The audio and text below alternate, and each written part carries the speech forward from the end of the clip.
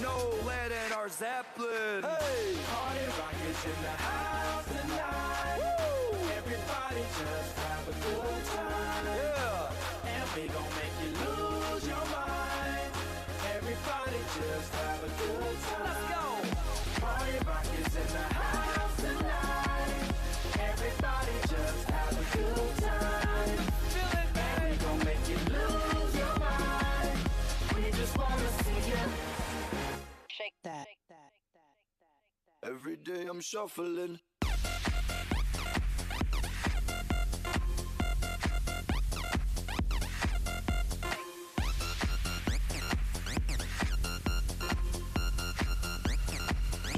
Shuffling. Step up fast and be the first girl to make me throw this cash. We get mine, don't be mad, now stop. Hating is bad. One more shot for us, another round. Please fill up my cup, the rest around. We just want to see you shaking up. Now you home with me.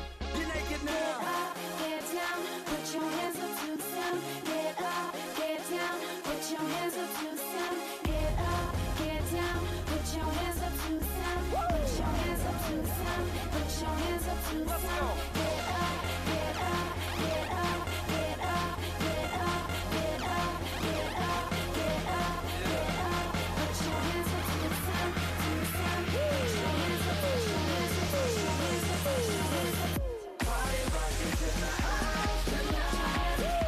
Everybody just have a good time. And we gon' make you lose your mind. Everybody just have a good time.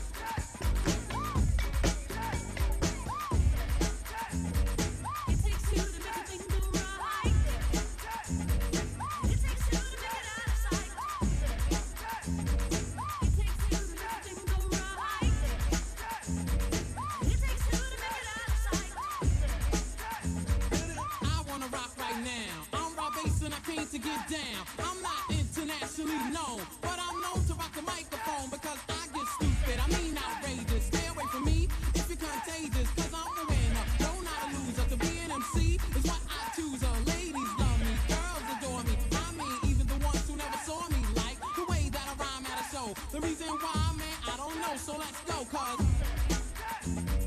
It takes two to make a thing go right.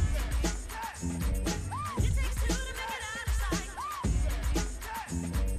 It takes two to make a thing go right. It takes two to make it out of sight. my name is Bob, I got a real funky concept. Listen up, cause I'm gonna keep you in it.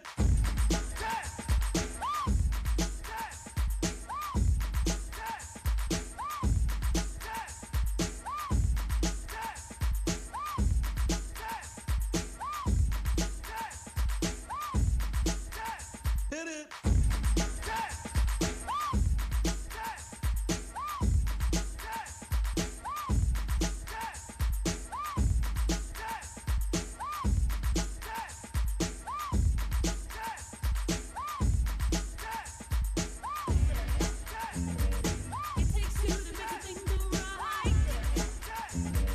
It takes two to make it out of sight.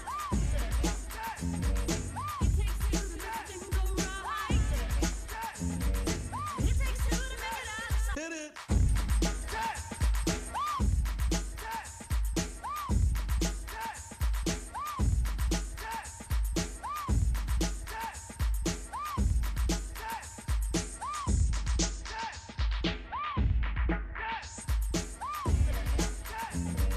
It takes two to make a thing go right. It takes two to make it out of sight. It takes two to make a thing go right. It takes two to make it out of sight. I wanna rock right now. I'm Rob Bass and I came to get down. I'm not internationally known, but I'm known to rock the microphone because I get stupid. I mean outrageous. Stay away from me if you're contagious, cause I'm the winner, no not a loser. To be an MC is what I choose. Ladies love me, girls adore me. I mean even the ones who never saw me like the way that I rhyme at a show. The reason why, man, I don't know, so let's go, cause It takes two to make a thing go right. It takes two to make it out of sight. It takes two to make a thing go right. It takes two to make it out of sight. my name is Bob, I got a real funky concept. Listen up, cause I'm gonna keep you in step. I got an idea that I wanna share. You don't like it, so what? I don't care. I'm number one, the uno, I like pump. Bring all the suckers, cause all of them I'll stomp. Won't neglect, but I will protect. All of my followers, cause all I want is respect. I'm not a boxer, but the man who rocks ya. A slick brother that can easy out fox ya. Cause I'm Bob, the last name Basis. And over mic, I'm known to be the freshest. So let's start, it shouldn't be too hard. I'm not a sucker, so I don't need a bodyguard. I won't flex, wear bulletproof vests. Don't smoke, can't stand, yes.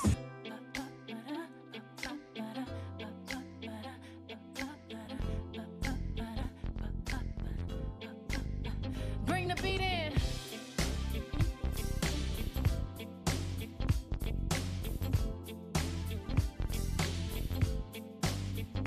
Honey, honey, I can see the stars all the way from here. Can't you see the glow on the window pane? I can feel the sun whenever you're near. Every time you touch me, I just melt away. Now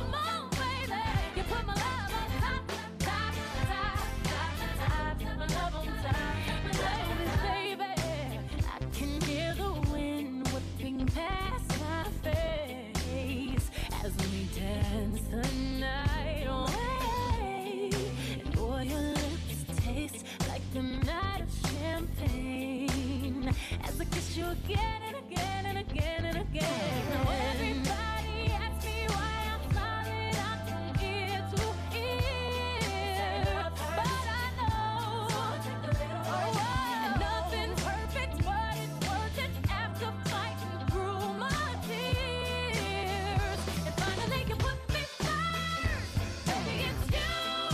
You're the one I love. You're the one I need. You're the only one I see. Come on, baby, it's you. You're the one that gives your all. You're the one I can always call when I need to make everything stop. Finally, you put my love on top. Oh, baby, you put my love on top, top, top, top, top.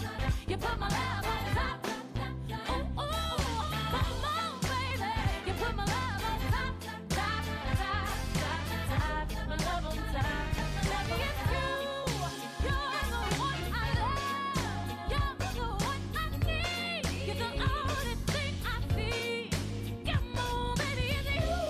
You're the one that gives your all. You're the one that always calls when I need you, baby. Everything stops. Finally, you put my love on top, baby. You're the one that I love, baby. You're all I need. You're the only one I see. Come on, baby, it's you. You're the one that gives your all. You're the one I always call when I need you. Everything stops. Finally, you put my love on top, baby. 'Cause you're the one that I love, baby. You're the one that I need. You're the only man I see. Baby, baby, it's you. You're the one that gives your all. You're the one that always calls when I need you. Everything stops. Finally, you put my love on top, baby. 'Cause you're the one that I love, baby. You're the one that I need. You're the only one I see. Baby, baby, it's you. You're the one that gives your all. You're the one that always calls. You're broken down and tired of living life on the merry-go-round, and you can't find a fighter, but I see it in you, so we gon' walk it out. Move mountains, we gon' walk it out and move mountains. And I'll rise like the day. I'll rise up, I'll rise unafraid. I'll rise up, and I do it 1,000 times again. And I'll rise up, I like the waves. I'll rise up, in spite of the ache. I'll rise up, and I do it 1,000 times again.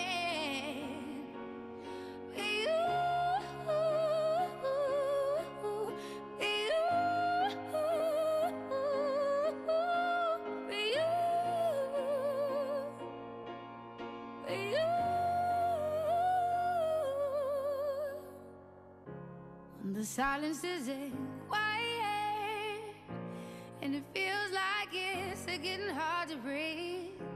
And I know you feel like dying, but I promise we'll take the world to its feet. Move mountains, bring it to its feet. Move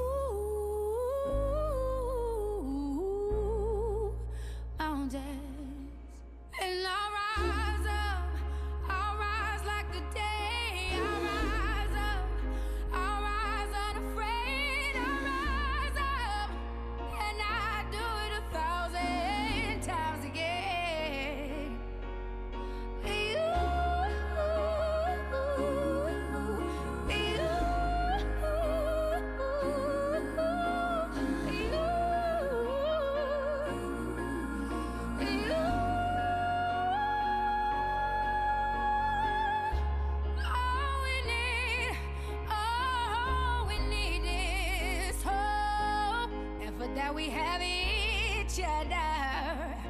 And for that we have each other. And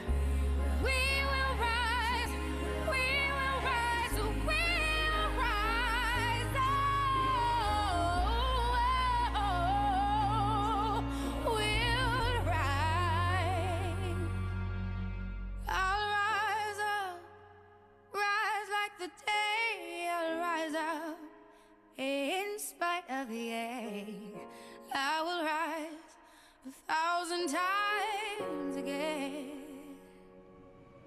And we'll rise up. I like the waves. We'll rise up. In spite of the ache, we'll rise up. And we'll do it 1,000 times again.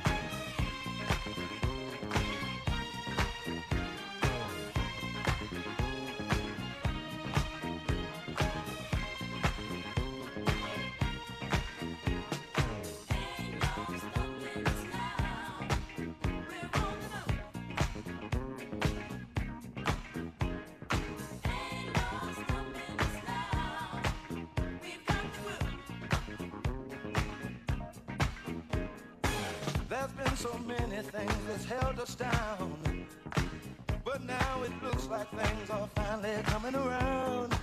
I know we've got a long, long way to go, and where we'll end up, I don't know. But we won't let nothing hold us back. We're putting our show together, we're polishing up our act. And if you've ever been held down before, I know you refuse to be held down anymore. Well, don't you let nothing stand in your way. I want y'all to listen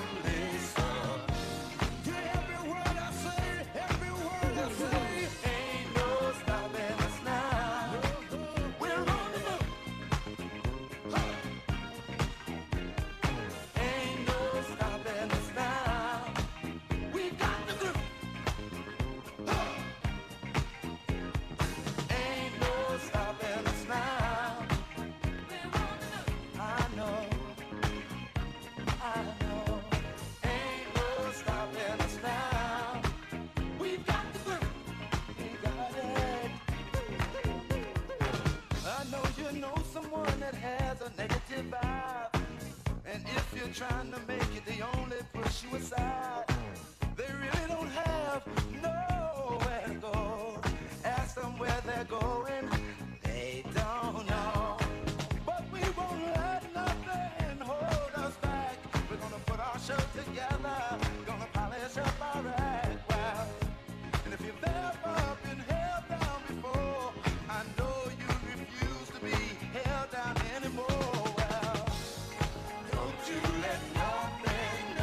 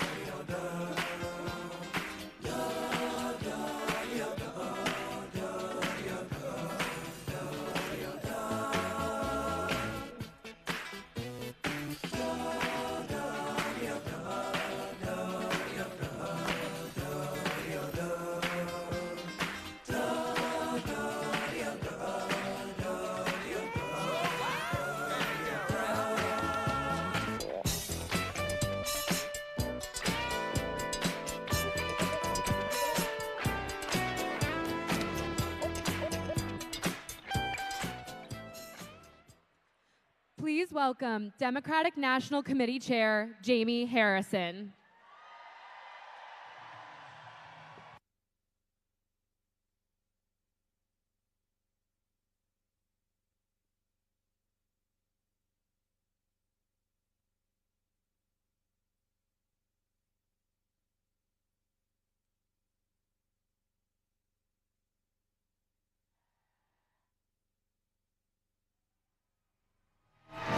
What's going on, Detroit?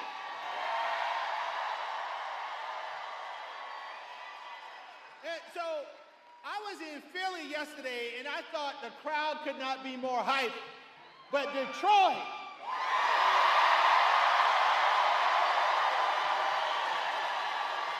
man, oh man. Well, you know, my friends, I brought a few friends with me today. I brought the next Vice President of the United States, Tim Walz.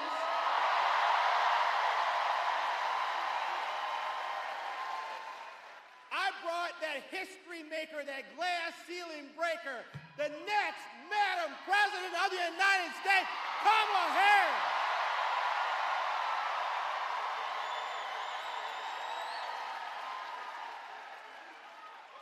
So Detroit, are y'all ready? Are y'all ready?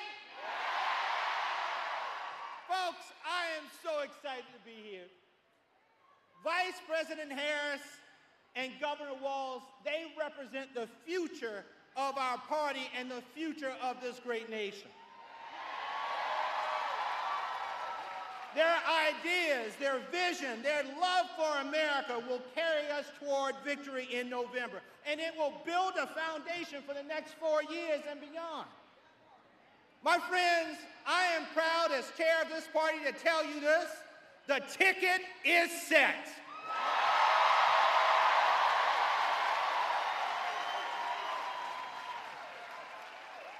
We Democrats know exactly who we are and who our competition is. Donald Trump and J.D. Vance, you know, we say something.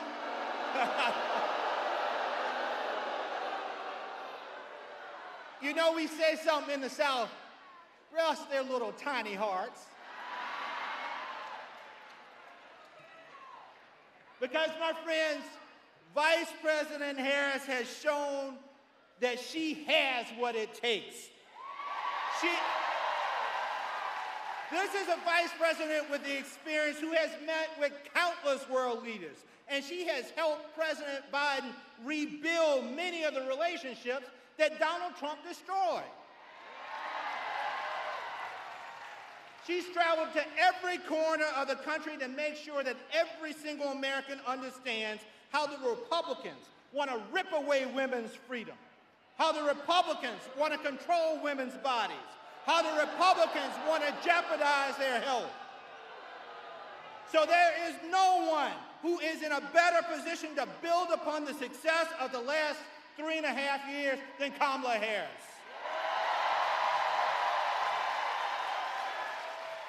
And let me tell you about Tim Walz. I have known Tim Walz for over 20 years now. And Tim Walz, oh, we need a medic. We need a medic. So if we have a doctor or some nurses, we need a medic right in this area over here.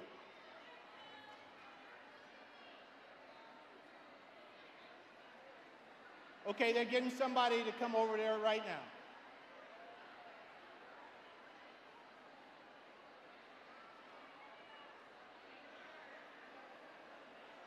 Okay. They said that they have somebody that's going over there to take care of the situation. Make sure you give them plenty of room. Back up, please. Okay. Let me tell you all about Tim Walz.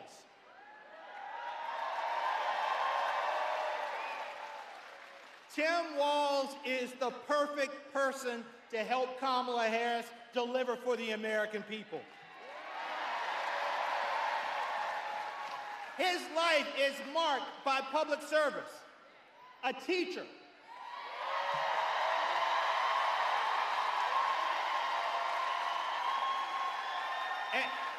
And I have to take personal privilege, just like I was a geography teacher in high school, he was a high school geography teacher too. A football coach, a veteran, a member of Congress, and a damn good governor. You know, I've known Tim for almost 20 years now, when he was a member of the House of Representatives, and he was the leader of the Veteran Affairs Committee for the Democratic Party. He has fought for the people of Minnesota, and he will join Vice President Harris in fighting for the American people.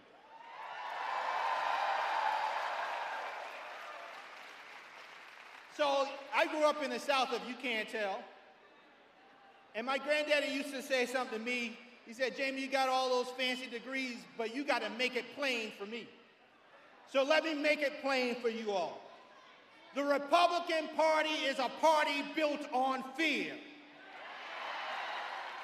They believe America's greatest days are in her past, but the Democratic Party is a party built on hope. We know America's greatness is in her future.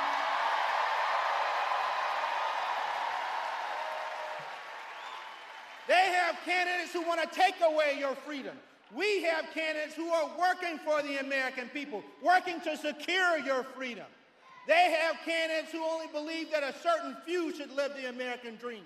But this party, the Democratic Party, the oldest living party in the face of this planet, this is a party who knows regardless of your race, regardless of your religion, of what you look like, who you pray to, who you love, how you identify, every single one of us should live the American dream. And you know, my friends, and you know who's going to fight like hell to protect those freedoms? Kamala Harris and Tim Walz.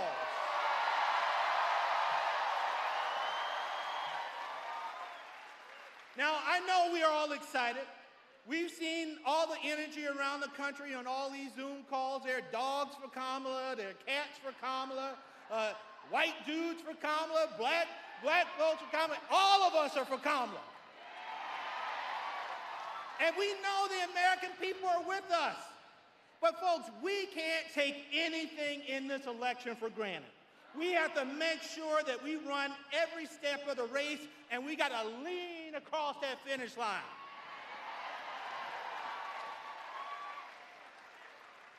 As the Vice President has said, she knows who Donald Trump is. Because as Attorney General, she held the big banks accountable for California families. Donald Trump was found guilty of 34 counts of fraud. As district attorney, she created one of the first environmental justice units in the nation. But folks, this is it. Folks, what we need to do, we need to beat them at the ballot box. That's where we need to beat them.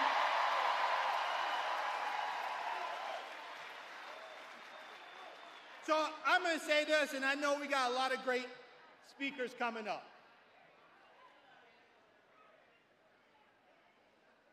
November is right around the corner, my friends. 90 days. 90 days. So I'm going to give y'all some instruction. We need another medic. We need a medic, folks.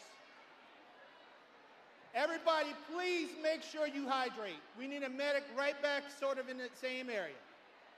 Make sure you drink plenty of water, folks.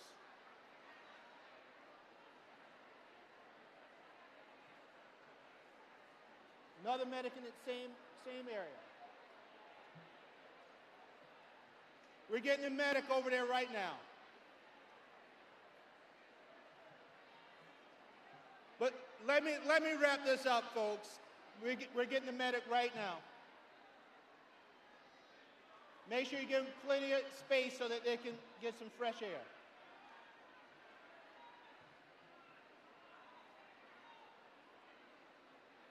And I know I see a truck right there in the back, so let's make sure we clear the way so that they can come through. We got it, okay. So make sure you hydrate, folks. It's warm. But let me give you all some instructions so I can get off the stage and you can hear from some of the other folks coming up. You know, as a kid, I often thought about what would I have done during the Civil Rights Movement. You saw those pictures of people marching and sitting in, and I often said, where would I have been? You know, Dr. King, in his letter from the Birmingham jail, said, we will repent in this generation not merely for the hateful words and actions of the bad people, but for the appalling silence of the good people. Do you know what appalling silence is? It's to see that our freedoms in this country are being ripped away and you don't do a damn thing in order to stop it. You don't have to wonder about what you will do and what you would have done in the Civil Rights Movement. We are in a Civil Rights Movement right now.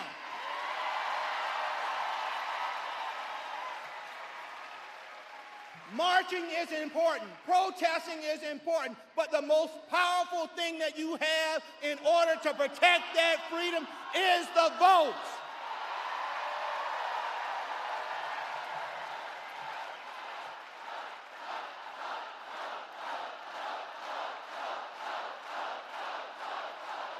I said this from the start. We are the party of hope. But sometimes hope alone is not good enough. You know, in South Carolina, our motto is, while I breathe, I hope. While I breathe, I hope. And that's a powerful saying. But folks, if you are really serious about hope, the only thing that can make hope real is another four-letter word, and that is vote. So right now, between now and November, our motto as a party can't be while I breathe, I hope. It has to be while I breathe, I vote, because that is how we make hope real. Go vote for Kamala Harris. Vote for Tim Walz. Vote for Elissa Slotkin. Vote Democratic up and down the ticket. God bless you all.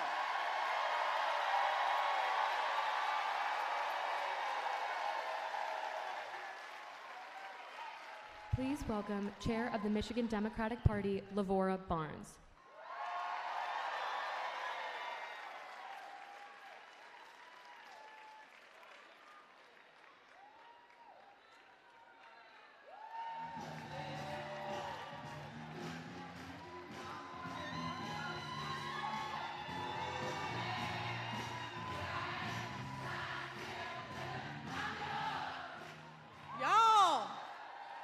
Hello, Detroit.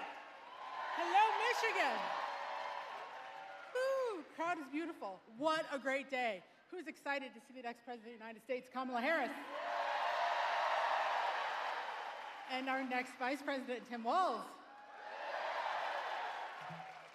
Let me tell you some things I know about Kamala Harris. First off, she's a fighter. Whether it's taking on sexual predators as district attorney, holding Wall Street banks accountable during the foreclosure crisis as attorney general, fighting for reproductive freedom as a U.S. senator, or taking on big pharma to deliver lower prescription drug costs as our vice president, Kamala Harris has never backed down from a fight. She is ready to prosecute the case against Donald Trump. She is the best qualified and best prepared person to win in November. Vice President Harris is someone who has spent her entire career working to build up the middle class, invest in working families, and protect the rights and freedoms of Americans. She believes in the sacred freedom to vote and the freedom to live safe from gun violence. She believes in a country where reproductive freedoms are protected and where Roe v. Wade is the law of the land.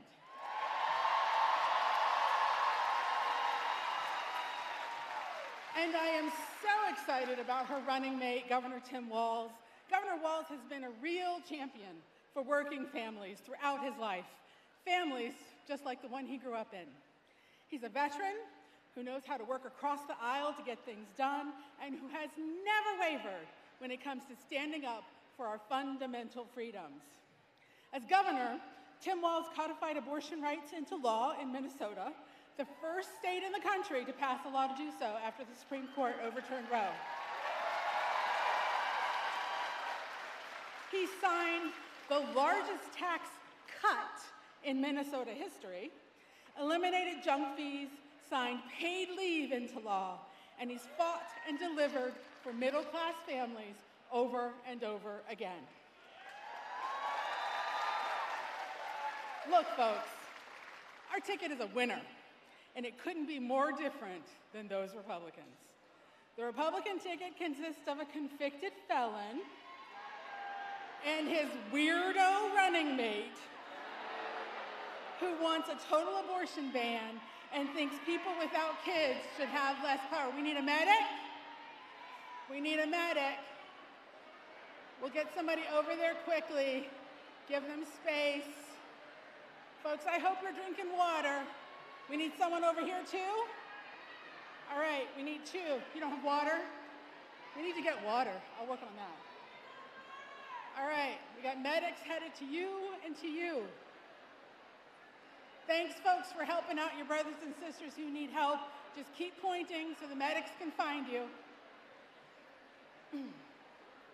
Donald Trump and J.D. Vance have a dangerous, extreme agenda called Project 2025.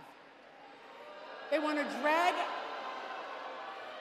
drag our nation backward and rip away our rights and our freedoms. They want to give handouts to billionaire donors while raising taxes on the middle class. They're so weird. Their agenda would kill good-paying energy jobs right here in Michigan and threaten our environment. It would eliminate protections for LGBTQ Michiganders and ban abortion nationwide.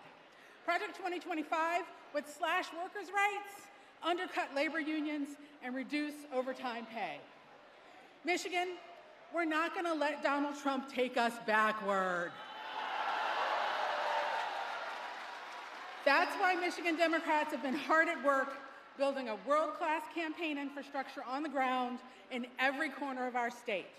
We're knocking doors, we're making phone calls, we're doing outreach in every community, and reminding voters of the threat that another Trump presidency poses. So if you're fired up about this election, join us. If you don't want to see Donald Trump drag us backwards, join us. If you want to see Kamala Harris and Tim Walz in November winning, join us. Sign up online to help us deliver the votes up and down the ballot to defeat Donald Trump and elect our champion, our Vice President Harris, this November. Thanks, y'all.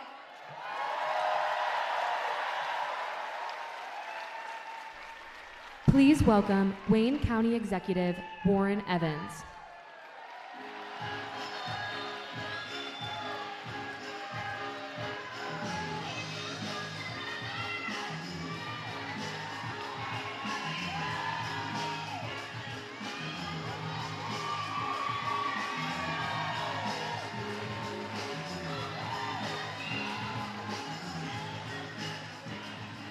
Good afternoon. I've got to tell you, this crowd looks like America to me. Look at the opponents' crowds, look at yourselves, and smile. This is America. It's what it's supposed to be. And let me just be really blunt with you as far as I'm concerned. There is no candidate more qualified to be President of the United States than Kamala Harris. She has the experience, she has the education, and probably more important is she has the fire in the belly. I can't wait for her to go toe-to-toe with Donald Trump. And that's why we're all excited now, is because the vibe is here. I mean, for the last week or 10 days, the energy level of everybody is going up. I'm sure a couple of people that had medical emergency just fainted. You look at what's going on in the last 10 days and say, this is the way I want to feel. Now I feel like there's a strong possibility that we're going to win and do well. It's more than a strong possibility. It's going to happen. But ladies and gentlemen, what we're really doing here is what my pastor would say, preaching to the choir. I know where these votes are all going. But think about the fact that you're going to have to hold some hands and motivate some people to go to the polls. Not because this ticket lacks energy. It has energy. But that hasn't always been the case in a number of communities. And you got to understand, people are apathetic, and sometimes we earned it, we being American politics, not these candidates. These candidates are going to do everything they can to pull those people in, but we've got to do it too. We've got to grab people, we've got to get them to the polls, but between now and 90 days, we got to educate them too. I mean, I'm old enough to remember when you had the free press and the news, and while each one had a different political tint, basic facts were there. Now you look at social media and a bunch of other things, you may see anything. And so people are confused, and people who don't have a political background don't really know. If you look at Kamala Harris's record and Governor Walz too, and by the way, you always look for the excitement level to kind of drop at some point in time. So last night, I'm watching the TV like many of you, saying, I hope this goes well. I think it went so well, I actually wanted to cry. You know, and to remember parts of what Governor Walz said, he was a football coach.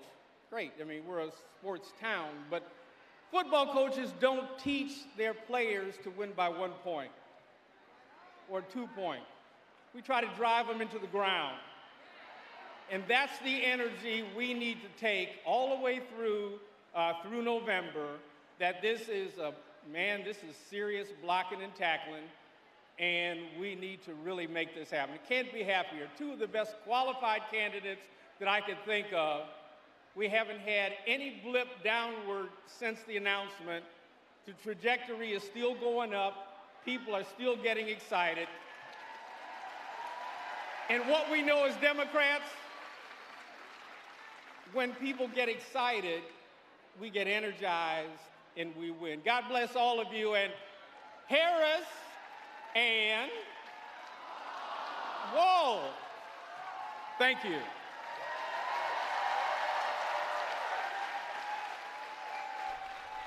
Please welcome Detroit Mayor Mike Duggan.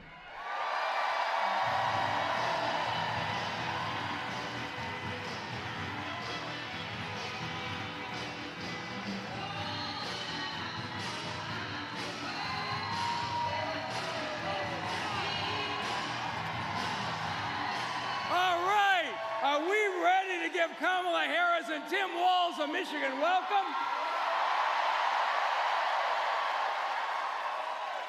There are two sets of competing visions and competing rallies going on in America right now. And in other places, there are Donald Trump and J.D. Vance saying, we need to go back where we were 4 years ago. And I'm like, do you guys remember 4 years ago?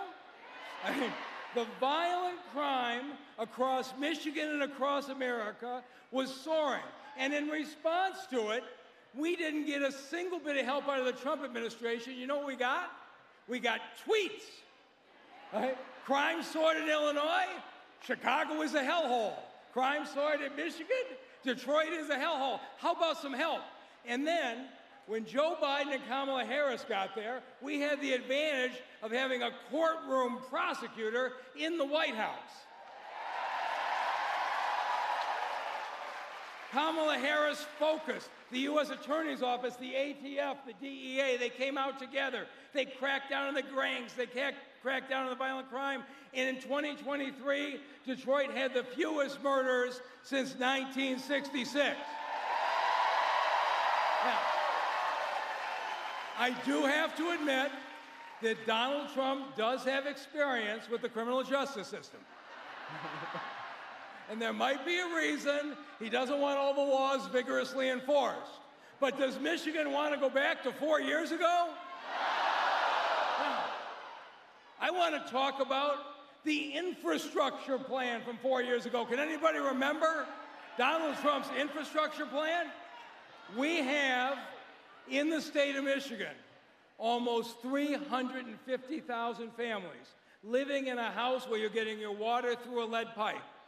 And while the rest of the state hasn't seen the health risks of Flint, it is a matter of time if we don't replace them. For 4 years, Donald Trump promised an infrastructure plan. And I actually got to go to the White House one time in those 4 years. I went with a bunch of mayors the day he said he was going to announce the infrastructure plan. And I was kind of excited because we need to get these pipes replaced. We went to the White House. He talked for 30 minutes about how mean CNN was to him. And then he said, we don't have any federal money for infrastructure, but if you mayors want to set up some toll roads, you can go ahead. That was their plan. Couldn't solve it. Then Joe Biden and Kamala Harris come in, we get a bipartisan infrastructure plan. Right? And with the support of funding from our great Governor Gretchen Whitmer, you've now got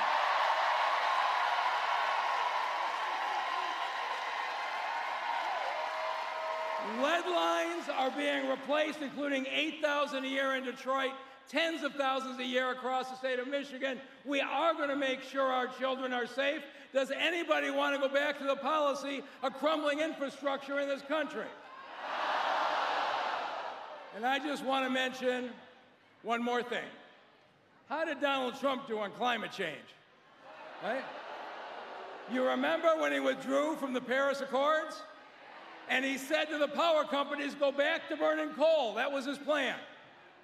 But as soon as Biden-Harris came in, we got the Inflation Reduction Act. They funded renewable energies. And now, with Tim Walz, we have America's great leader in the governors on climate change, on getting rid of carbon-based electricity. And in the city of Detroit today, because of Biden and Harris, we are building 200 acres of solar fields. We're moving every city building off of fossil fuels onto renewables.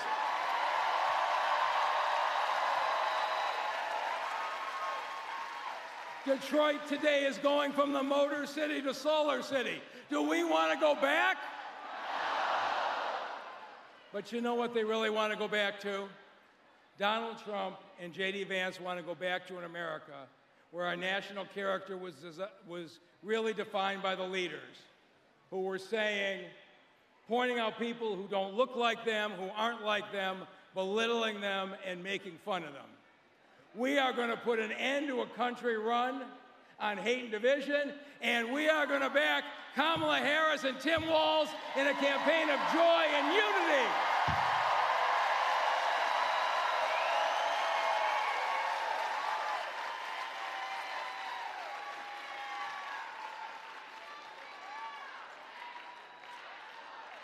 Please welcome United States Representative Hillary Scholten.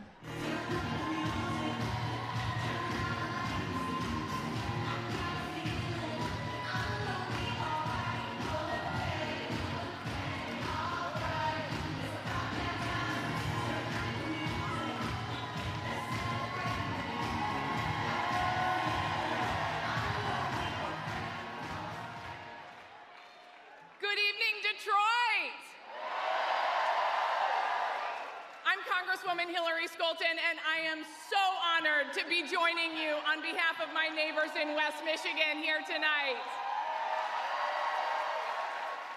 The energy here is electric. From Grand Rapids to the city of Detroit, we are fired up to elect Vice President Kamala Harris and Governor Tim Walz.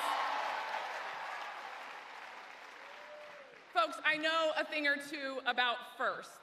I'm the first woman and mother in history to represent West Michigan in Congress.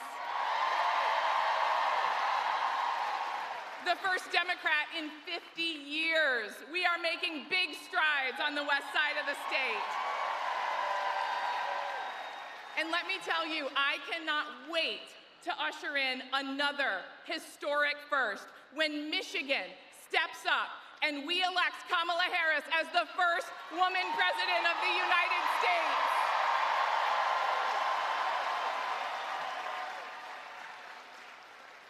Here in Michigan, we know how it takes good leadership, a good coach, you might say, to rally the team.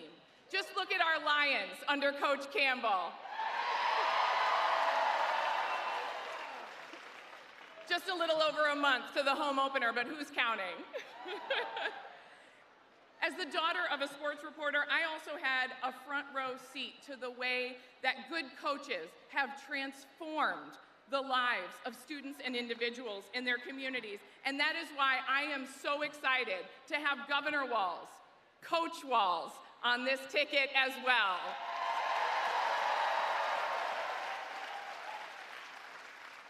We know what's at stake this election, and we know how far we've come under bold leadership here at home. Just one look at Kamala Harris's record versus Donald Trump's record makes it clear who's fighting for families, for workers, for our children's future. So let's talk about the issues. Here in Michigan, our water is a way of life. We care about our Great Lakes and the environment. As district attorney, Kamala Harris created one of the first environmental justice units in the entire country.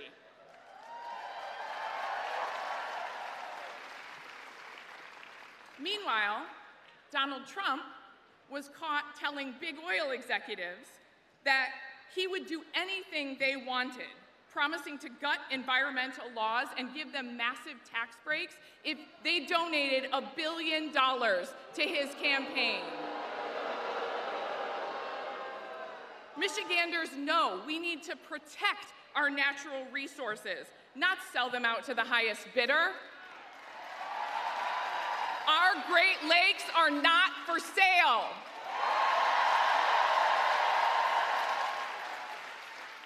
In 2022, here in Michigan, we voted overwhelmingly to protect access to reproductive care. Yes. But Donald Trump's Project 2025 would rip those protections away. We need Harris and Walz in the White House because they will stop Donald Trump and his dangerous, extreme Project 2025 agenda. We need Harris and Walz in the White House because they'll make sure Michiganders who rely on the Affordable Care Act don't have their health care ripped away. We need Harris and Walz in the White House because they'll protect reproductive freedom, including IVF. We need Harris and Walz in the White House because they will keep us moving forward and stop Donald Trump from dragging us backward. And we need a Democratic House majority and to elect Elissa Slotkin as our next U.S. Senator.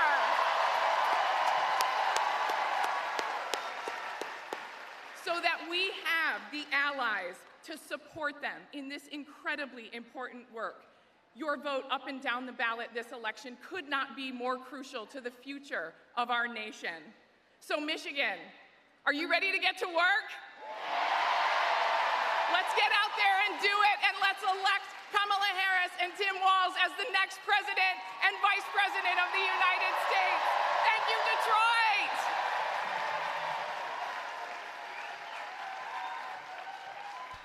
Please welcome United States Representative Shri Thanedar.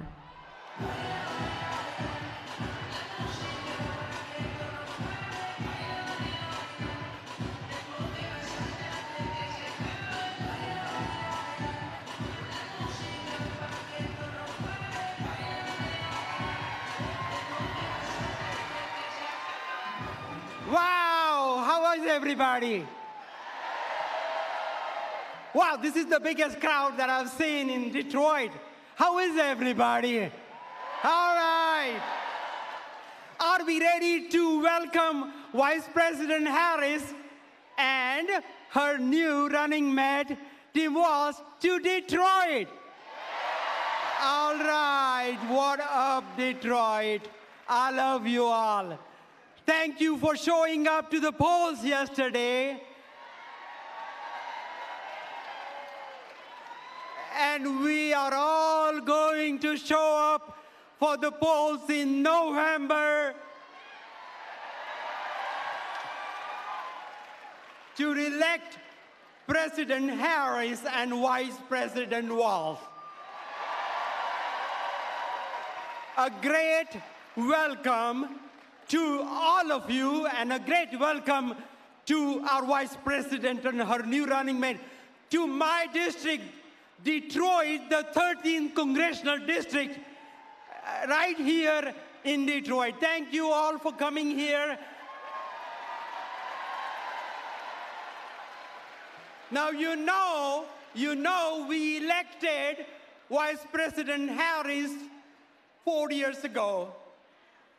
And Donald Trump tried to discredit our votes in Detroit.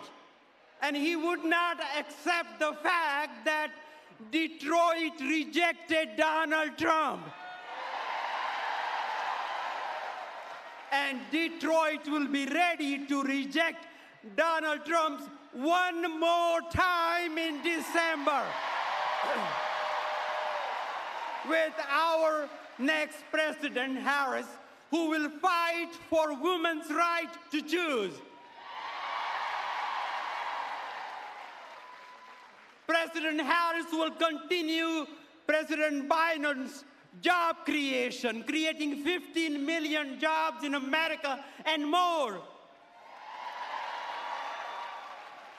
And President Harris, as she joined President Biden in reducing pharmaceutical costs.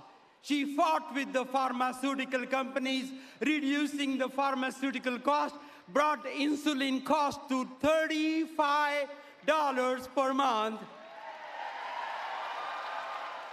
And President Harris will continue to lower our cost of prescription and health care costs for all of America, all of us.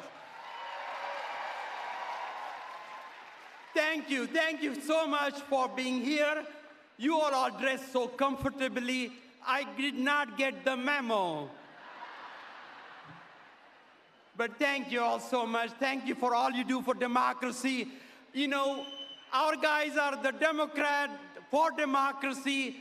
Those are the weird guys. Weird guys. Weird guys. Hear me.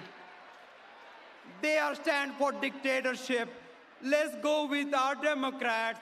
Let's go for democracy. Let's go for voters' rights. Let's go for workers' rights. Let's pass the PRO Act in next Congress. And let's pass the PRO Act, and let's pass the John Lewis voting rights in the next Congress. Thank you all. Thank you all. Thank you all. Please welcome United States Representative Haley Stevens.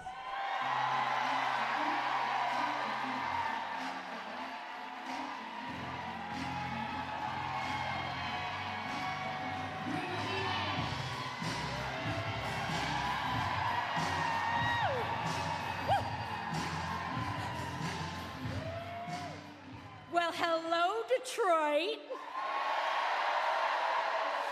I'm Congresswoman Haley Stevens, and it is so nice to be with all of you as we are getting ready to elect Kamala Harris and Tim Walz to President and Vice President of the United States. We've got about 90 days to get this done. And oh boy, is the energy electric. We've had about 9,000 people sign up to volunteer with this campaign in just the last 2 weeks. And my friends, you know what to do. Get out and knock those doors, make those phone calls, send those postcards, talk to family and friends, and bring them into the tent. Because we are about to make history from a place called Michigan. And I think Michigan knows a thing or two about sending women to high office.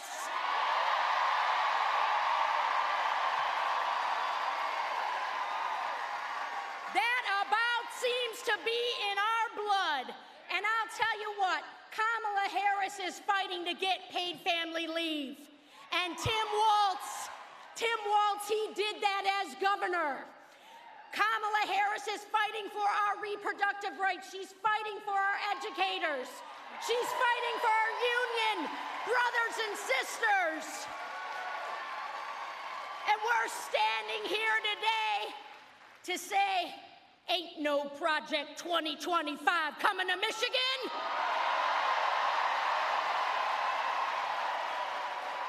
We're going to secure our rights, and we are gonna vote. We're gonna vote for the manufacturing economy. We're gonna vote for the manufacturing worker. We're gonna vote for the hardworking family, and we're gonna vote for the little girls who dare to dream.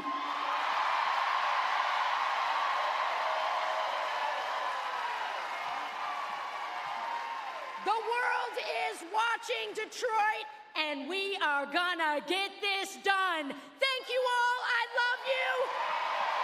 Let's do this. Please welcome United States Representative Dan Kildee.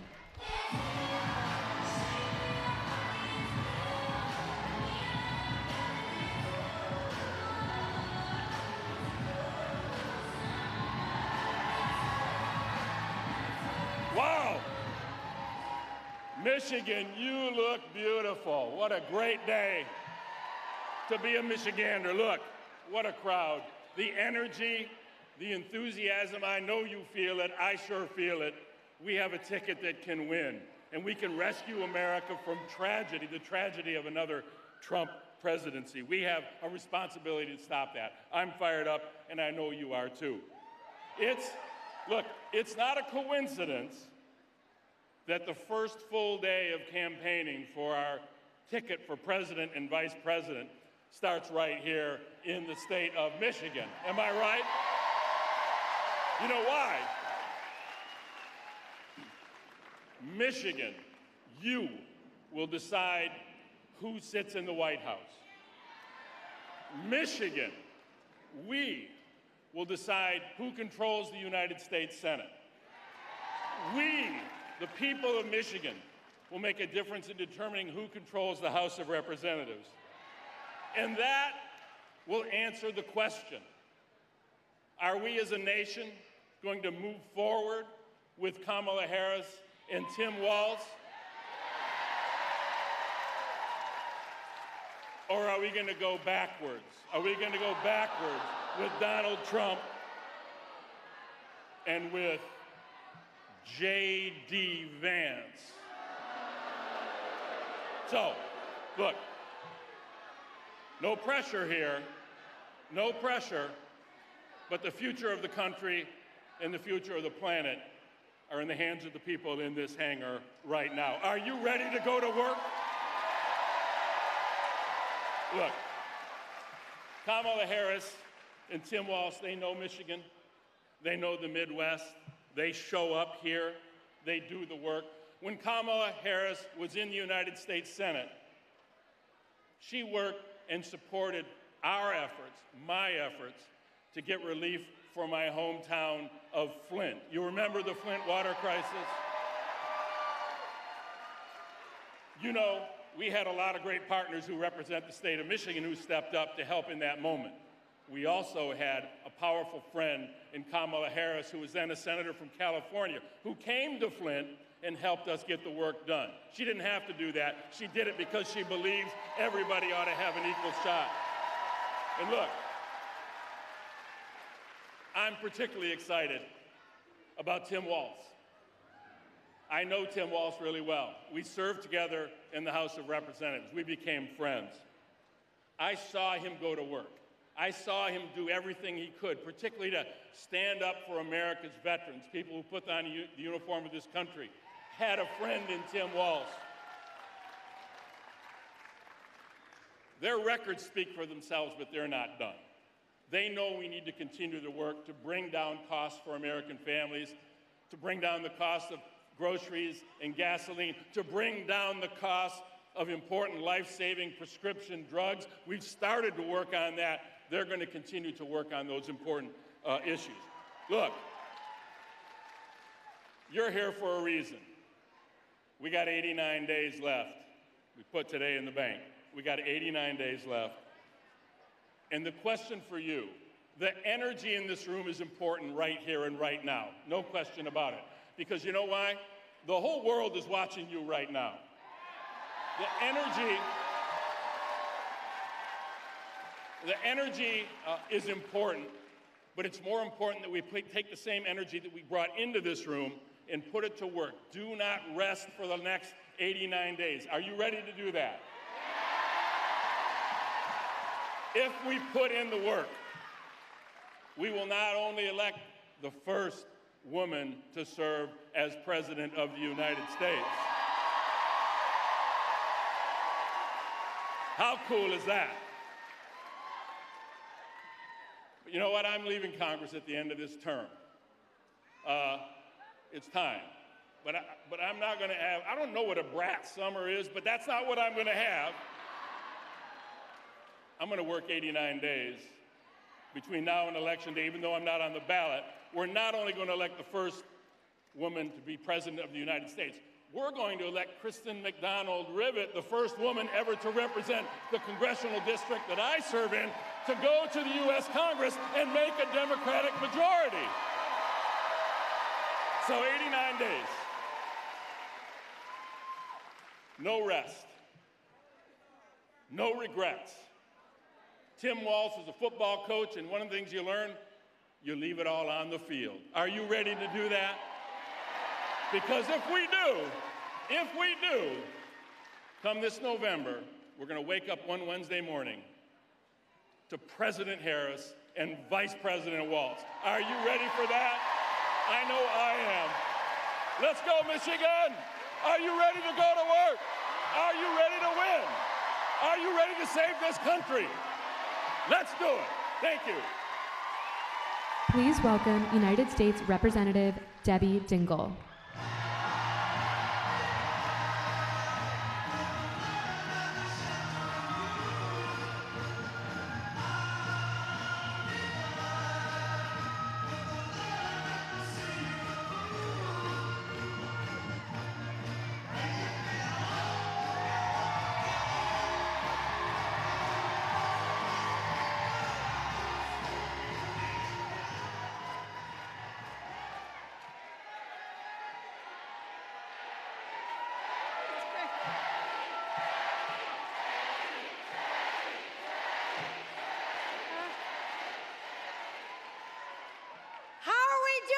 Michigan!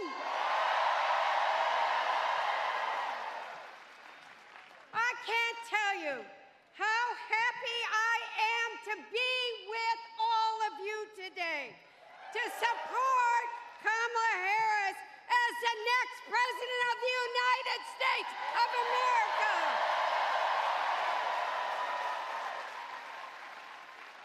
And Tim Walz as Vice President. can't tell you how great it is to see everybody here. Is she gonna get the best Michigan welcome anyone's ever gotten?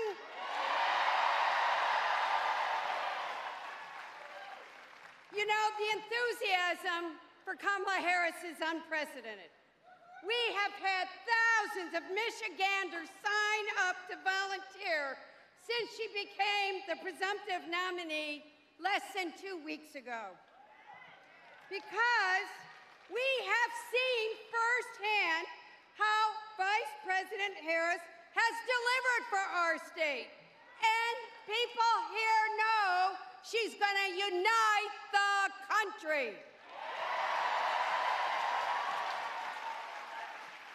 But before I go further, I want to say hello to all the union workers that are here today.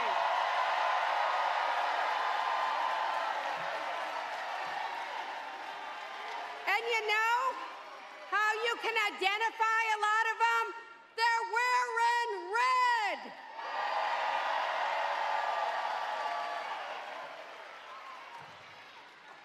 And I want to say to you all, and I want to say to America, Wednesday is when union members wear red as a sign of solidarity.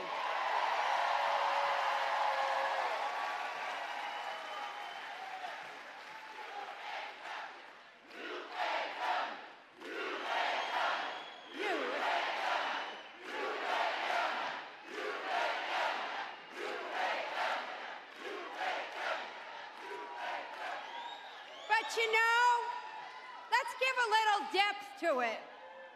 In times of harmony, it's a symbol of remembrance. And in hard times, a sign of strength, courage, power, and resolve to never back down.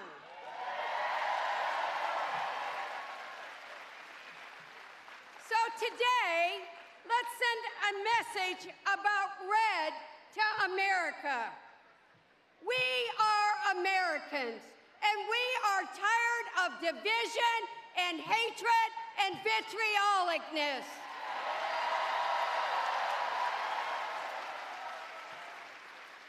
And everyone here looks at that flag of the United States of America and knows what it stands for. Don't forget those who fought to keep us free, and that we will always protect our democracy.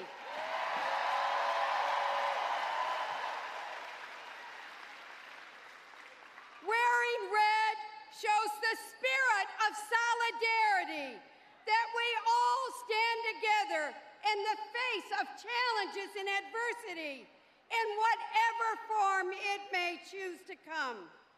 We say to people wearing red, and in our union brothers and sisters to all of America, you're not alone. We stand shoulder to shoulder with you. We stand together, and that's what red means.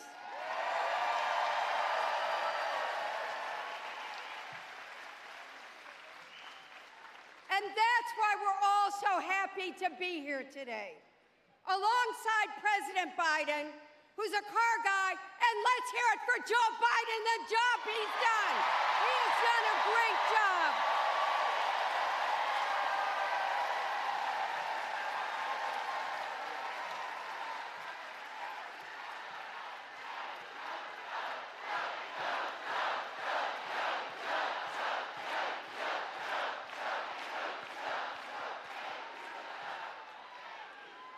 With him, Vice President Harris has spent 3.5 years bringing back our jobs, putting money back in people's pockets, and fighting for reproductive freedom.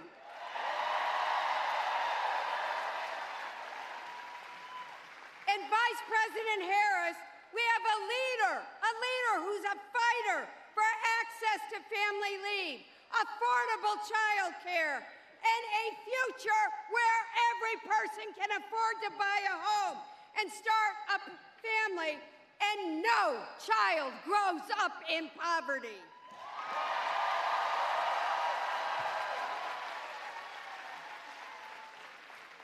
But she's on the road talking to voters about the issues that we care about and building a future, Donald Trump is out here lying about his record and threatening to take us back.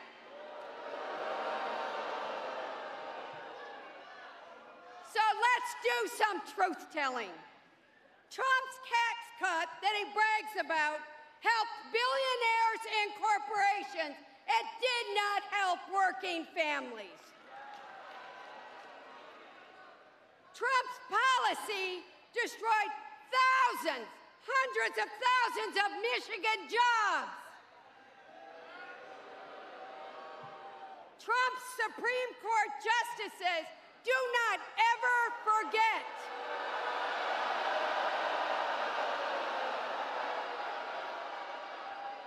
that he says his proudest accomplishment was the overturning of Roe versus Wade.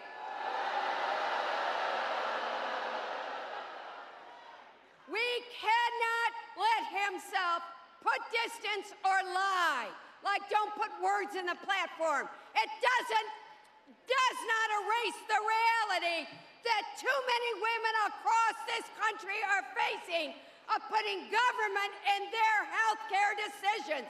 Government doesn't belong in a woman's health care decisions.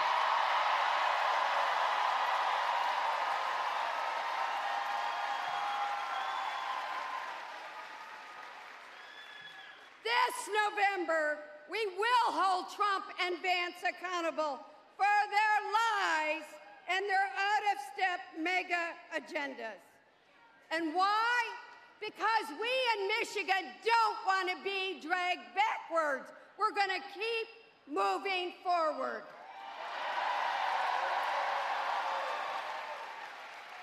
The choice in this election could not be more clear.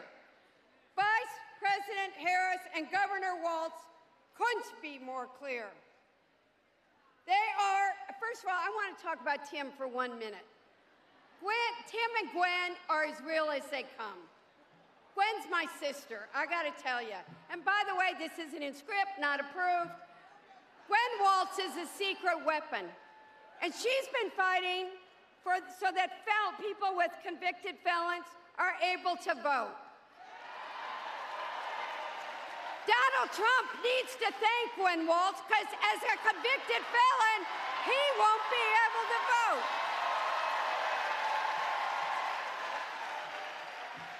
That wasn't approved. I had to get it in. You know me, guys. But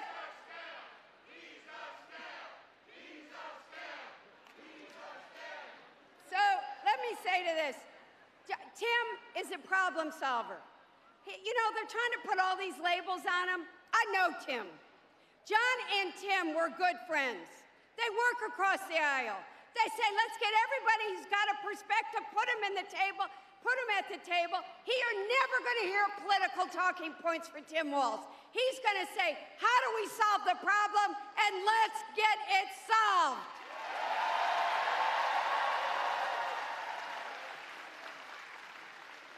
Vice President Harris and Governor Walz are fighting for a future that ensures that every person has the opportunity to not just get by, but to get ahead, to protect our fundamental freedoms and a future that strengthens democracy. They have the record, the experience, and the vision to get it done.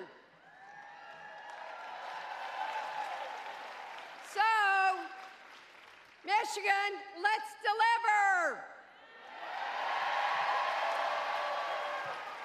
We're showing the country the spirit and the backbone Michigan has.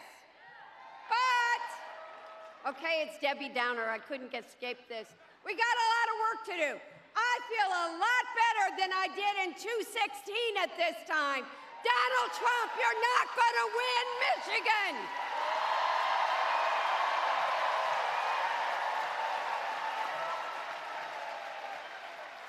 This year, we are not going to let Donald Trump become president. Michigan will not let him win. We're going to hold him accountable. We're going to tell the truth. We're going to do the work we got to do. We're going to roll up our sleeves. We're going to go in the union halls, the veterans halls, the farmer markets, the senior centers. We're going everywhere, barber shops, grocery stores. Michigan, are we going to win?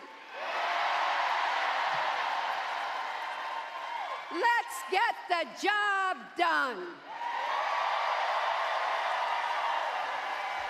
Please welcome the Detroit Youth Choir.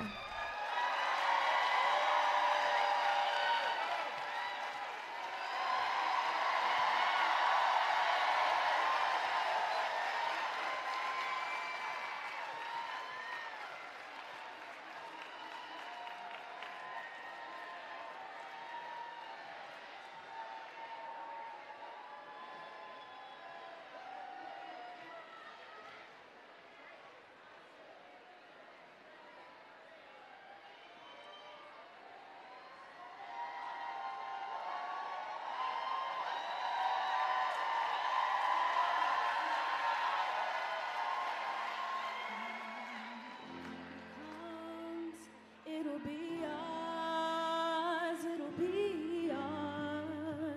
Oh, one day, when the war is won, we will be sure, we will be sure. Oh, glory, glory, oh, glory. Look. If you black and you proud, hands up. If you wanna make a change, all my leaders stand up.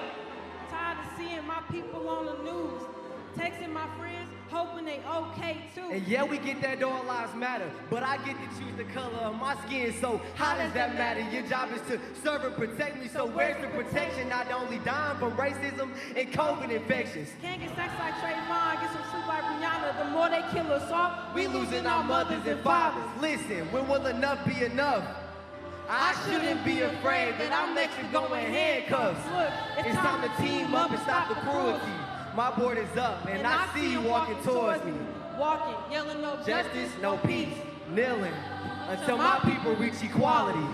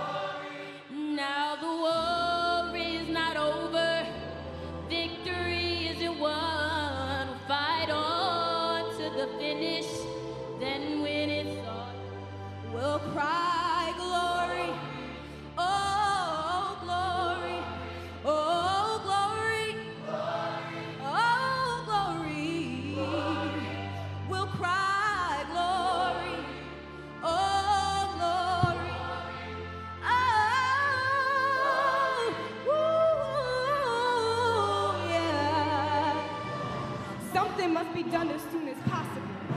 And if we come together, she's unstoppable. If we're red, white, yellow, green, or blue, this isn't just our fight, no, it shows too more than being enslaved like our ancestors. It's time that we expose the country's transgressions. She's the future, he's the past. It's time to steal the present. Unity is what we wishing for, what's the present? We doing Zoom calls, protests, rallies some more. The bigger we are in numbers, yes, she can even the score. We won in 2020. Let us make that clear. This the last generation they mess with fear. And when we get old, the stories will be on repeat. Fighting for our rights and masks and trying to keep 6 feet with my hands and yours. We get our justice and peace. It's up. It's time to go and vote out in these streets.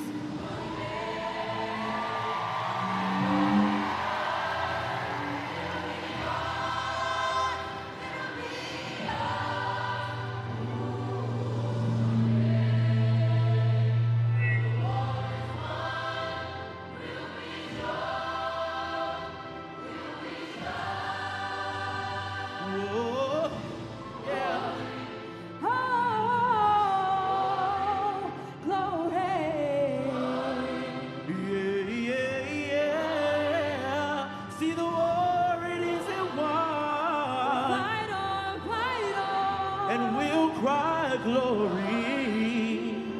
Glory. Oh, glory. We'll bright glory. Oh, glory. Oh, glory. Sing glory. Oh, glory.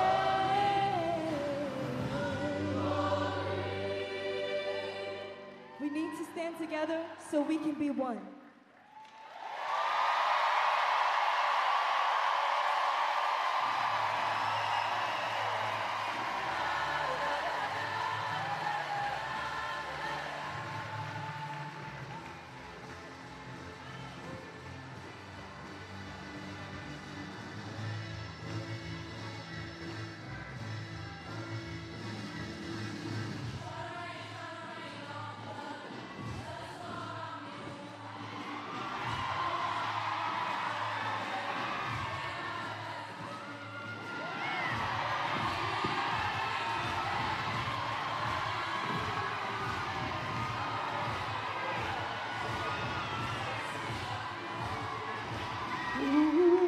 I'm telling these tears gonna fall away, oh, may the last one burn into flames.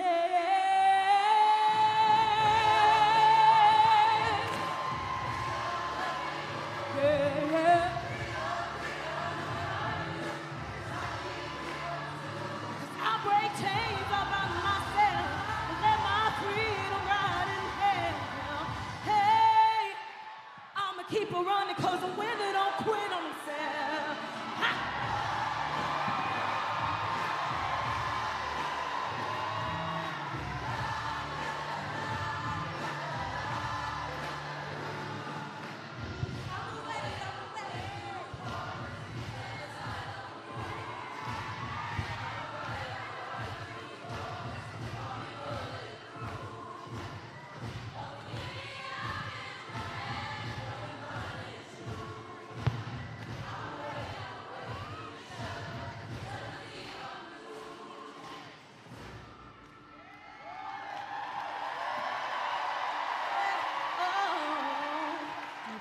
One burn into flames. Hey! Yeah. Whoa. 'Cause I break chains all by myself. Detroit! Freedom ride. Let me hear something! Hey! 'Cause I'ma keep her running 'cause the women don't quit on themselves. Look, two black kings sit on that porch tonight. Hoping and praying they get a better life. They just watch the news and seen another guy gunned down. That's the only thing in their mind. Look, freedom isn't privilege. Yeah, I get it. I'ma need the whole village to change this wicked sentence. Give it all I got, 'cause I'm winning. Ain't no way to blow my vision when I only got one mission. You got Trayvon Martin and Michael Brown gunned down. George Floyd and even Breonna face down. Risking his life, Roy and March to the sundown. What son of you tell that white man put his gun down?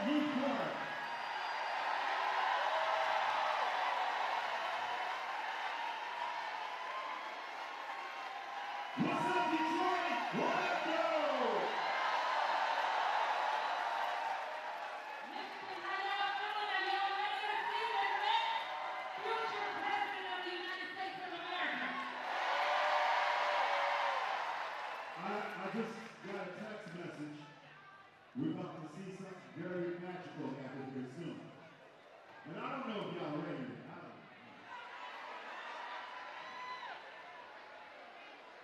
Detroit, what up, yo? I don't think they heard us, but we gotta say it one more time. Detroit, what up, though? Wait a minute. I think I need to do a video so I can send it to her. Let's do it. We gotta welcome the Vice President. Detroit. What's up? Detroit. Y'all ready?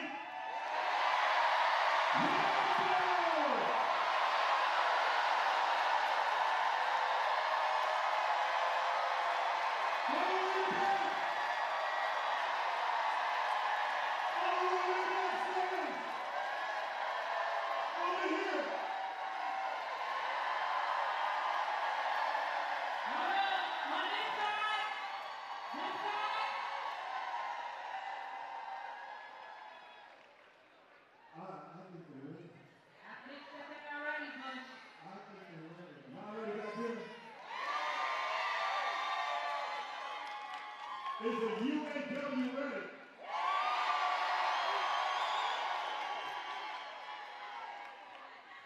Are the ladies ready? See, I know the ladies are here representing strong. But we are fighting for your rights. Your rights. We want to protect our ladies. You okay?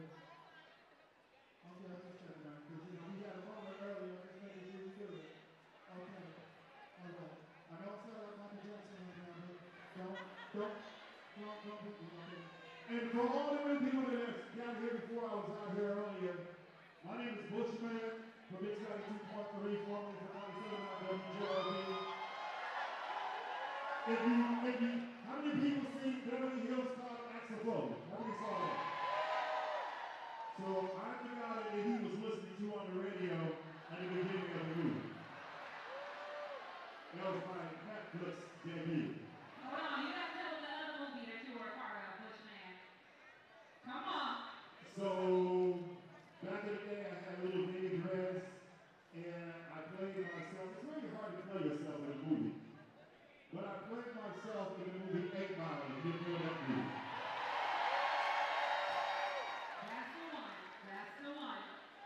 And I just want to formally introduce myself. I go by the name of Chris Carson, 97.9 WJLP.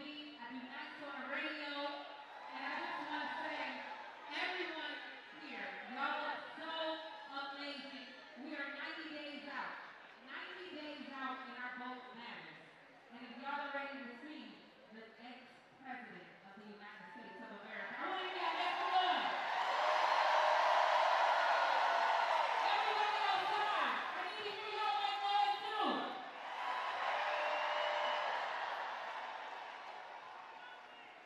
We ready, DJ?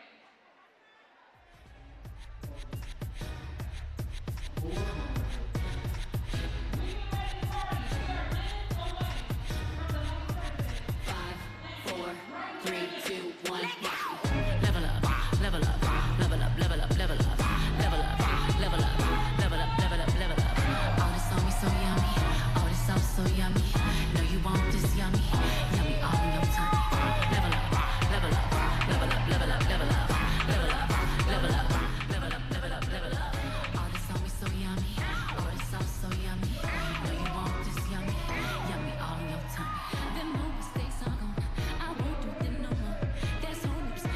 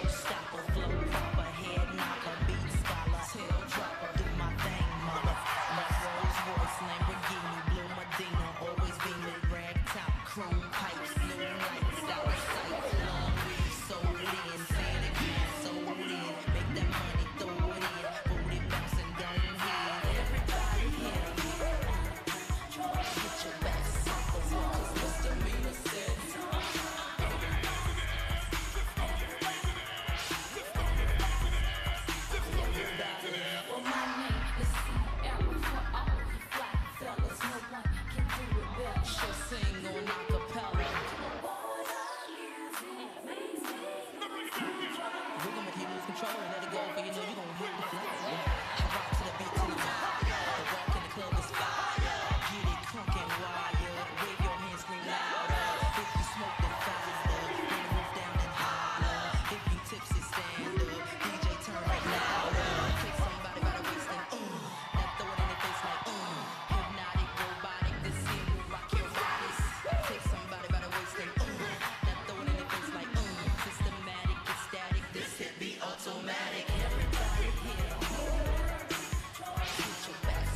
The walls, misdemeanor sins.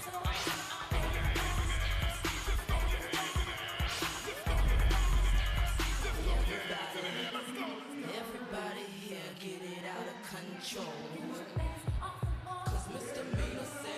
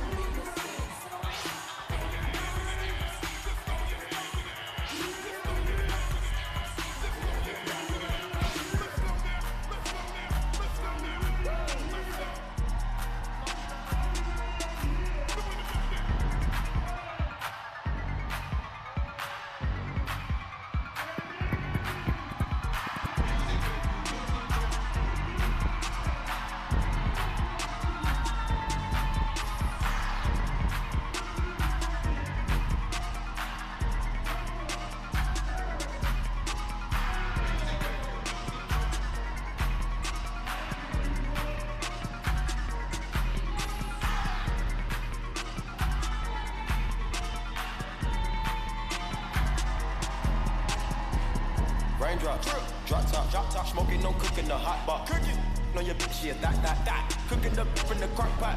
We came from nothing to something. Hey, I don't trust nobody, grip the trigger. Nobody call up the gang and they come and get gang. Cry me a river, give you a tissue. It's bad and bullshit, bad. Cooking up with a Uzi. My niggas is savage, ruthless. We got 30s and 100 rounds too. My bitch bad and bullshit, bad. Cooking up with a Uzi. My niggas is savage, ruthless. We got 30s and 100 rounds too. All set. Records on records, got backers on backers, I'm riding around in a cool. I take your right from you. I'm a dog. Beat on walls, loose. Hop in the frog.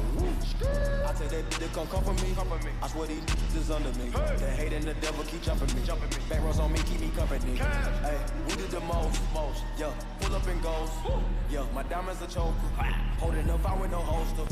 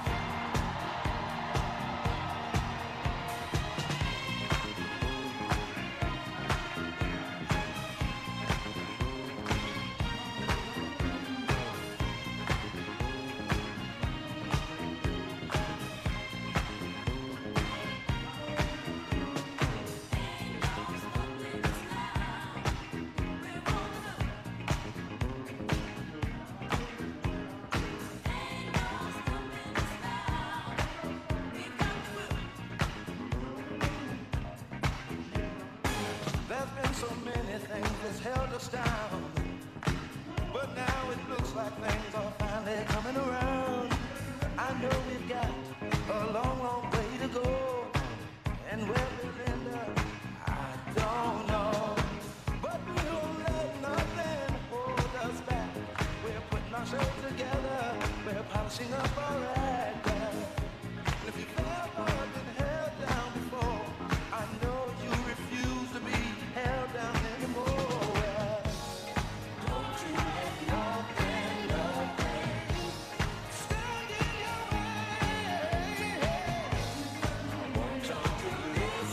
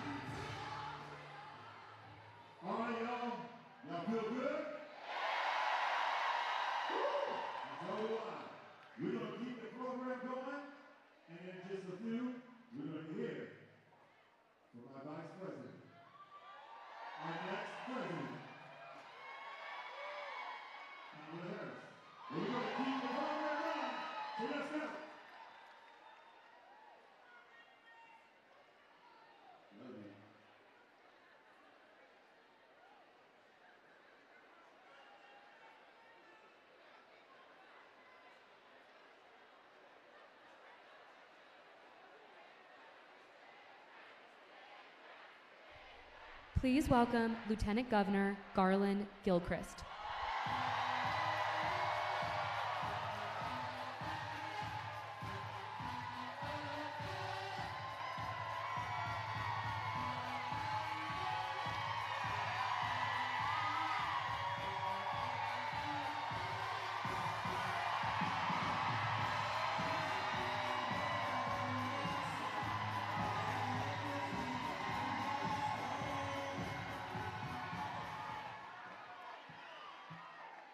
What up, though, Detroit? Woo! Y'all ever seen somebody get off a plane like that before? That's because we got a history maker in Kamala Harris, don't we? We are so proud to have her back here in the state of Michigan, and we're gonna chant for her like we never chanted before. Show me what democracy looks like. Y'all look like people who are voting for the future. A future that is as big and loud and diverse and powerful as this crowd. A future where everyone has access to a dream of health and wealth and opportunity, and that nobody is left out or left behind. You see, that is a future that is free, y'all. Free from not being small-minded. Free from the clutch of racism and xenophobia. This is a freedom and a future that we must fight for every day, and that fight starts right here in Michigan. But the thing I love about that future is it is a future that we can make happen. We own the process of democracy that delivers that future, and we will reject everyone who stands in our way of that victory. This is about love, not hatred. This is about inclusion, not exclusion. This is about generosity, not selfishness. And look, that's the biggest difference between us and those who oppose us. Y'all can't even imagine how small-minded Donald Trump is. Like it's smaller than you think. His running mate, J.D. Vance, is too afraid of the future to have you be a part of it. But not us.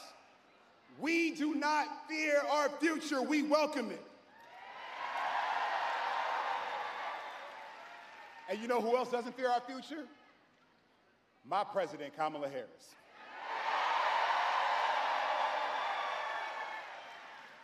Our vice president has spent more time in Michigan than any vice president in the last 40 years because she believes in us. And I've been proud to stand tall with her almost every single time she done set foot in the state of Michigan.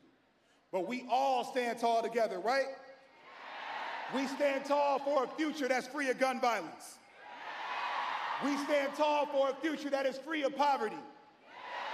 We stand tall for a future that is free of pollution.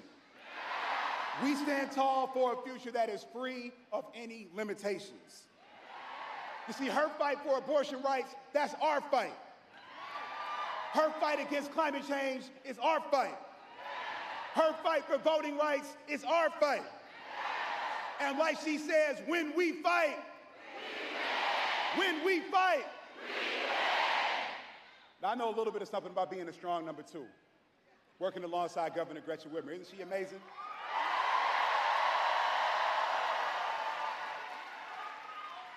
The best governor in America, ain't that right? But I'm so hyped that the next Vice President of the United States, Tim Walz, came here to Michigan to introduce himself to y'all and to America and to show you the freedom he's gonna fight for.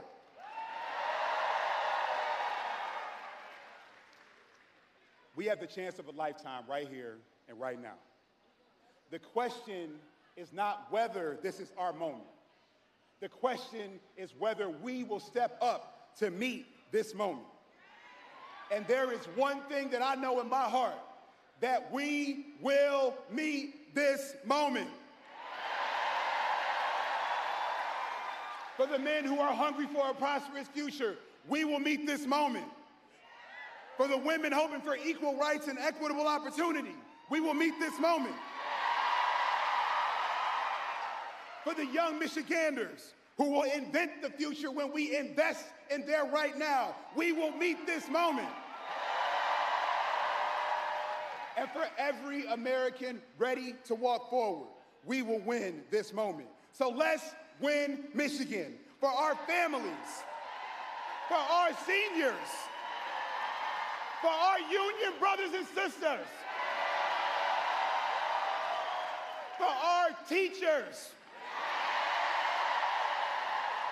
Let's win Michigan for Kamala Harris and Tim Walz, and let's win Michigan for the United States of America. God bless you.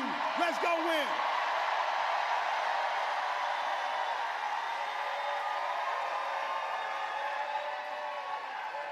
Please welcome UAW President Shawn Fain.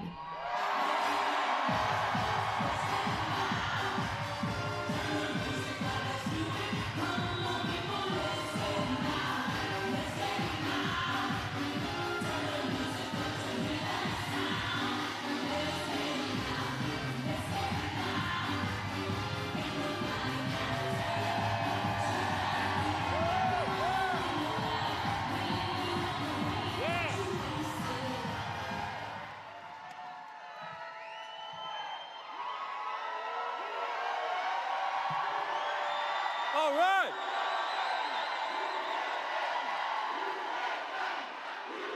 UAW's in the house.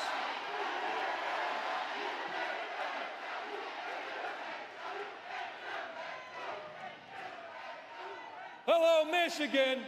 This is how we do it in Michigan, home of the big house. We go big or we go home. On behalf of the 1 million active and retired UAW members, I'm honored to welcome to Michigan the next President of the United States, Kamala Harris.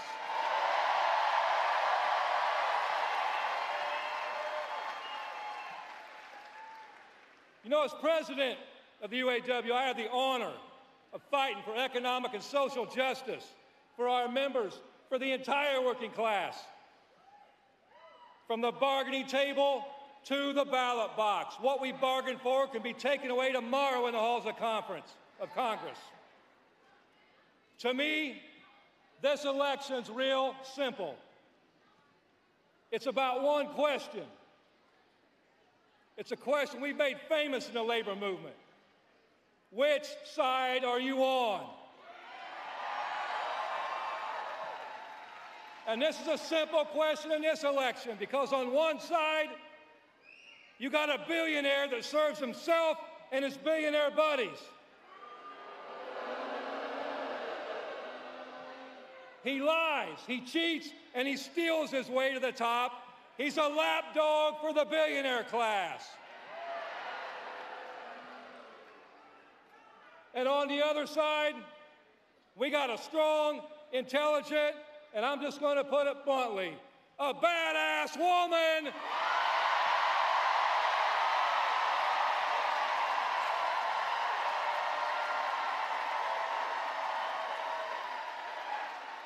And I got to finish that sentence. A badass woman who stood on the picket line with striking workers.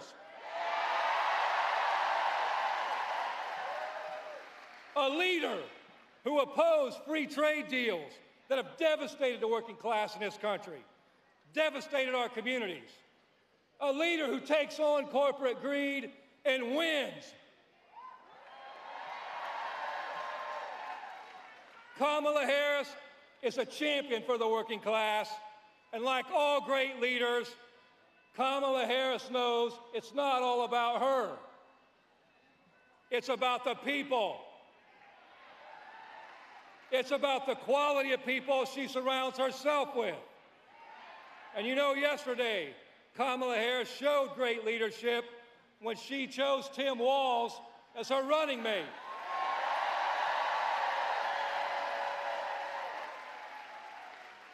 And it's no secret Our union was loud and proud about who we supported for vice president, and Tim Walz was at the top of that list. He's one of us. He's a working class guy. He knows working class values. He was a teacher, a coach. That's right, there's teachers in the house. Another group of people who've been left behind. He's a teacher, he's a coach, he's a governor, but best of all, he's a proud union member. And he always puts the working class first. With the Harris Walz ticket, we have what I call the dynamic duo for democracy.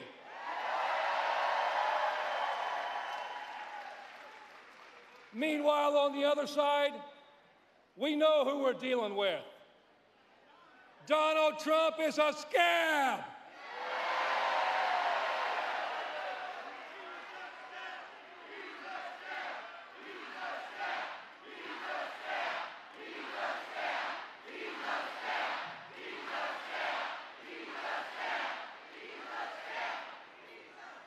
And his sidekick isn't any better. J.D. Vance is a vulture.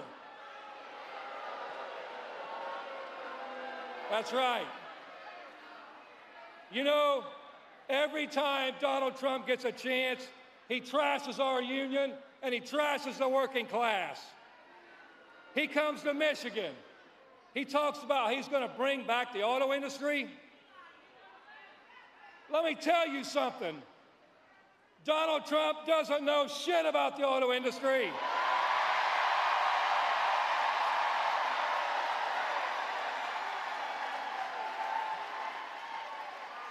And he doesn't give a damn about the working class in this country.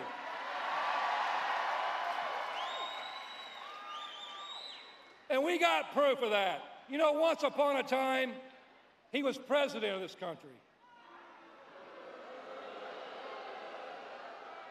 And while he was president, auto plants were fleeing the country. In fact, while he was president, Ford's Romeo engine plant closed. GM's Baltimore transmission plant closed. GM's assembly plant in Lordstown, Ohio closed. In fact, in the UAW, we love using facts. And facts are indisputable. Not alternative facts that Donald Trump uses, or what we all call lies. We use facts. And the fact is this: Donald Trump did nothing to help auto workers when he was president. In 2019, GM workers went on strike for 40 days. Donald Trump was president. These workers went on strike to try to save plants that were slated to close, to try to fight for a future. Donald Trump said nothing, and Donald Trump did nothing to help auto workers.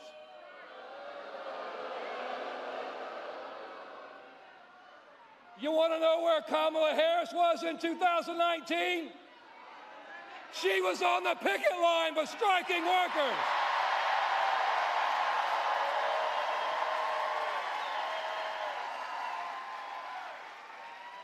Kamala Harris stands shoulder to shoulder with working class people, not for a picture, not for publicity, but because it's the right thing to do.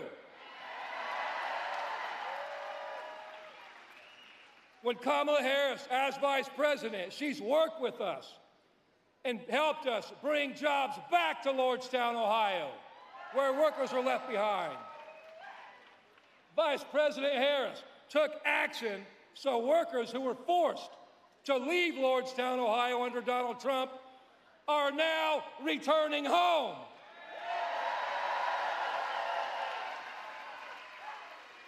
She and President Biden worked with us to save a plant in Belvedere, Illinois that was slated to close. That's the difference. Donald Trump is all talk, and talk is cheap. Kamala Harris walks the walk. She does the work, and when help was needed, she showed up. So now it's our turn. It's our turn to stand up, to speak up, and to show up for Vice President Harris.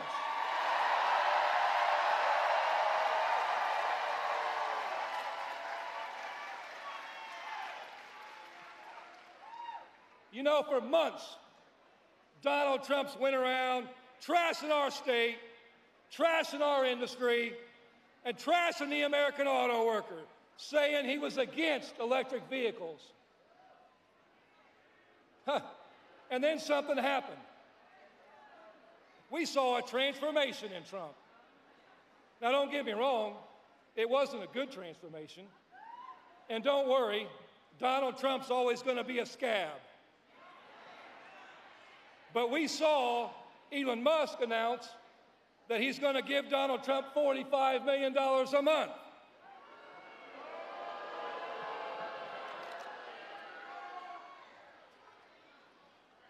And all of a sudden, guess what? Donald Trump changed his tune. And let me quote what he said. I'm for electric cars. I have to be because, you know, Elon Musk endorsed me very strongly, so I have no choice. End of quote. Donald, you got it. Donald Trump is bought and paid for by the billionaire class. Trump is a sellout, and as president, he already showed us that under him, America is for sale to the highest bidder. He's the epitome of what's wrong with America. When three families in America have as much wealth as the bottom 50% of Americans, we have a crisis on our hands. Millions of Americans are working 7 days a week, 12 hours a day, working 2 and 3 jobs, living paycheck to paycheck, just to scrape to get by. That's right. This election is a choice. It's a choice between the working class having a shot at a better future or going backwards as millions of people get left behind.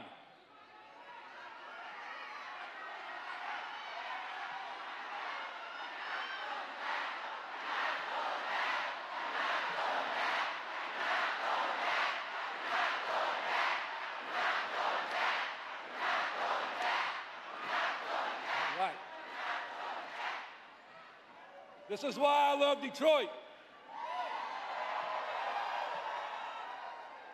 We're in a fight for what we call the 4 core issues. And that's what this election's about. Living wages, not minimum wages, living wages, so one job you can live. Adequate health care, so when you get sick or have something go wrong, you don't have to lose your home over it. Retirement security. You know, 60% of Americans have no retirement savings. Not because they're not responsible, because by the time they pay their bills, there's nothing left.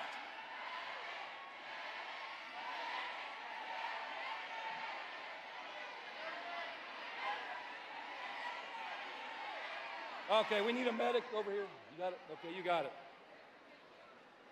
Thank you. That's what we do. We stand up for each other. We look out for each other. We got each other's back. You know, and the 4th thing we stand for, it's about getting our time back and taking our lives back. So we don't spend our lives working 12 hours a day. We can actually spend time with our families. So let's be clear. This is a fight against corporate greed and the billionaire class, and it's pathetic. Donald Trump and his band of right-wing weirdos want to blame anyone but themselves. They want to blame electric vehicles. They want to blame China. They want to blame the union. They want to blame anything they can come up with to avoid the real problem. Corporate greed gone wild. You know, we keep hearing about inflation in this election. Let's talk about inflation. You know, this is the reality of inflation. It's hurting Americans. But what they don't talk about is what the cause of the inflation is. Inflation wasn't policy-driven. It wasn't the president's policy. It was greed-driven. And thanks to Donald Trump's inaction when he was president during a COVID pandemic, the billionaire class and the corporate class do what they do best. They use a pandemic to price gouge the hell out of the people.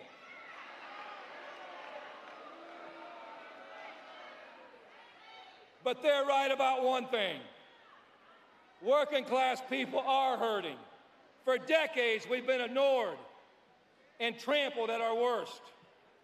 But we are the vast majority of society. We have the numbers. We have the votes. And when we stand up united, we put fear in the hearts of the billionaire class.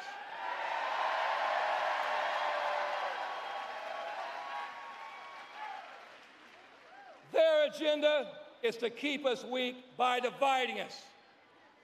It's the oldest trick in the book, and it's effective. Time and again, the wealthy divide the masses so the rich can walk away with the massive profits that we create. They try to divide us by gender. They try to divide us by nationality. They try to divide us by race. They talk about who you love, where you're from, or how you look. The working class has been left behind, and I don't know how you feel, but I'm fucking angry.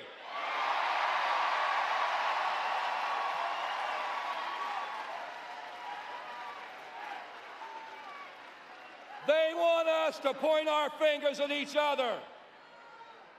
They want us to be distracted and divided so we don't talk about what really matters. Who you work for, where the profits go, and who benefits. Last year, auto workers of all walks of life decided to stand up in solidarity and take on the big three.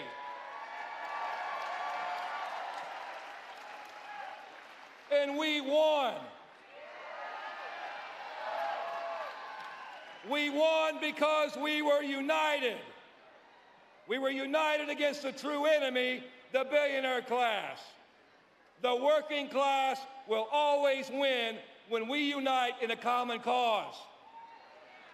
Like Vice President Harris says, when we fight, when we fight, that's right, and we will win.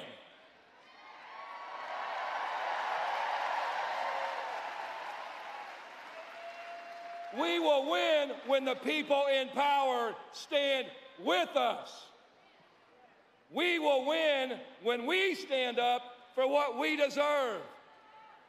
And that's why the UAW and working class people are standing up for Kamala Harris, because she's walked the walk. And we know this, under a Harris Walz ticket, America's not for sale.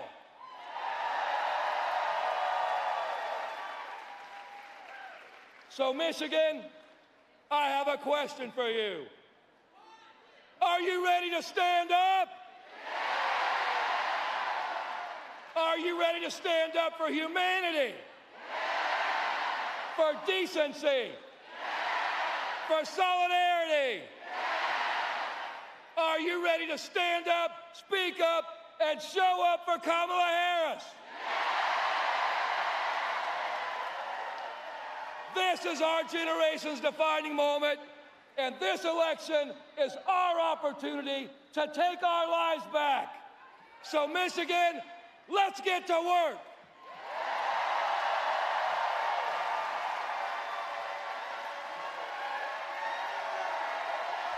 Please welcome United States Senator Debbie Stabenow.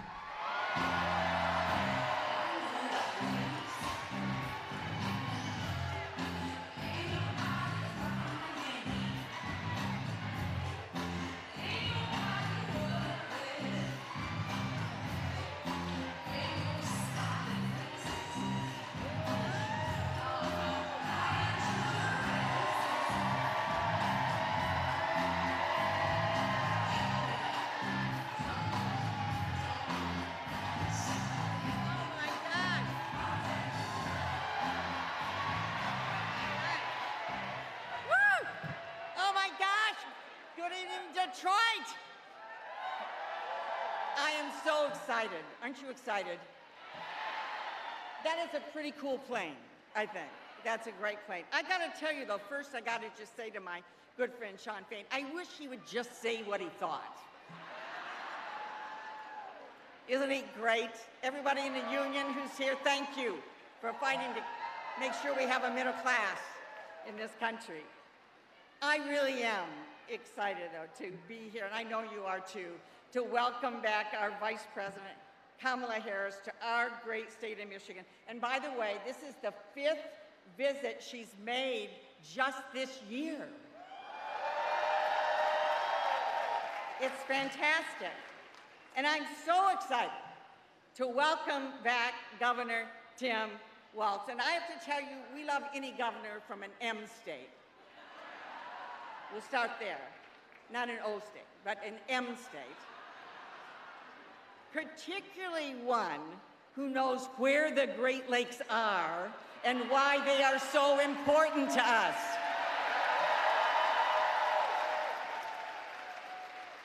You have heard it before, but I am going to say it again. This election, we have two choices, two stark choices, which I know is why you are all here. This is freaking important to all of us and our families. On the one hand, we have our great Vice President Harris and Governor Walz, smart, dedicated public servants who are fighting for an America where all of our rights and freedoms are protected. All of our rights and freedoms are protected. And one where everybody's got a fair shot to make it. That's our America, where everybody's got a fair shot to work hard and to get ahead. On the other hand, there's Donald Trump and J.D. Vance, who are running on their dangerous Project 2025 agenda to literally rip away our freedoms. Rip away our freedoms. And they want to give another round of Republican big tax giveaways to their ultra-wealthy buddies and make everybody else pay for it. Let me just say, Kamala Harris is my friend. I can tell you from her time in the Senate, as well as her time as Vice President, I've seen her up close. She is talented. She is hardworking. She is tenacious. And she will be an extraordinary leader for us in Michigan and across the country.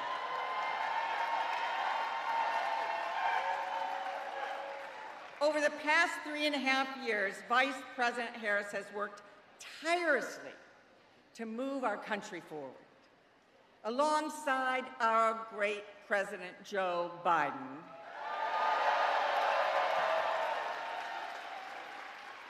she has helped bring hundreds of thousands of jobs, including manufacturing jobs, back to Michigan. I'm not exaggerating. Thousands and thousands of jobs that are coming back.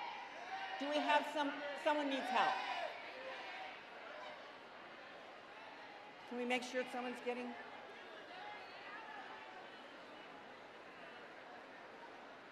Are they okay?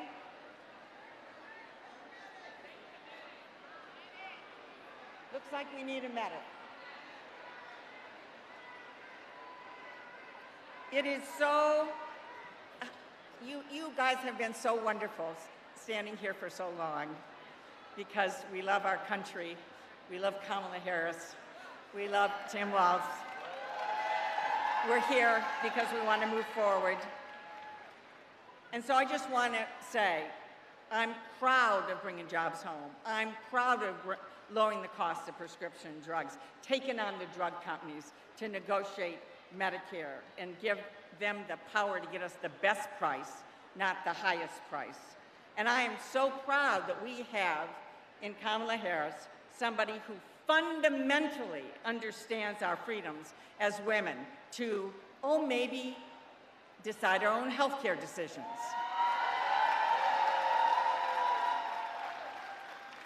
not interested in Donald Trump or J.D. Vance or Ted Cruz or any of those other politicians being in my exam room or yours.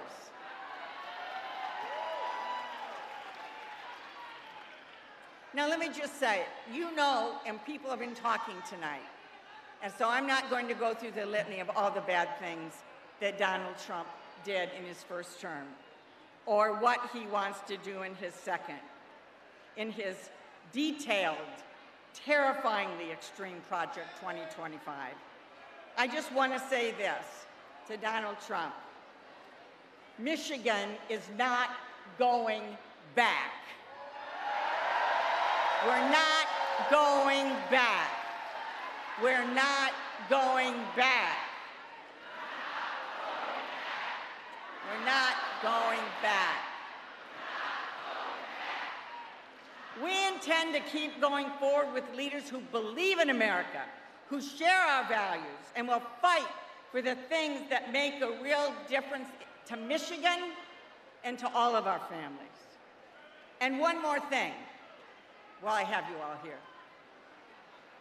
We're not going back when it comes to our United States Senate seat either.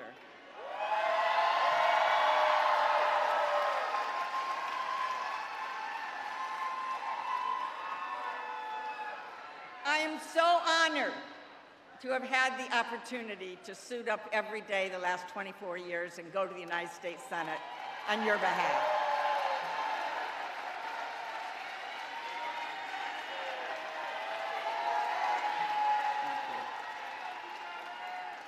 And while I may be retiring at the end of the year, please know that I'm going to work my heart out, and I hope you will too, to make sure I am passing the torch to our great Democratic candidate, Congresswoman Elissa Slotkin.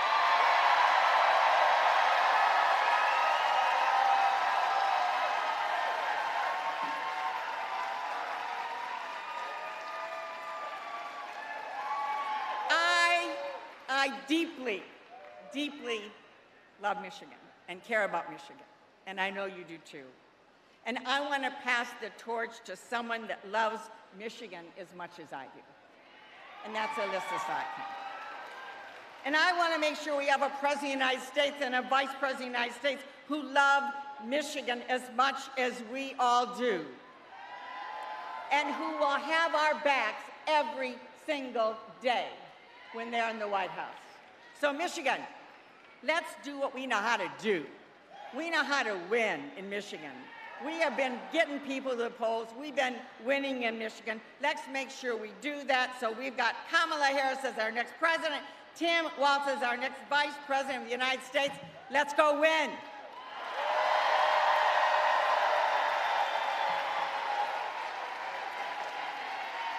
Please welcome United States Representative Elissa Slotkin.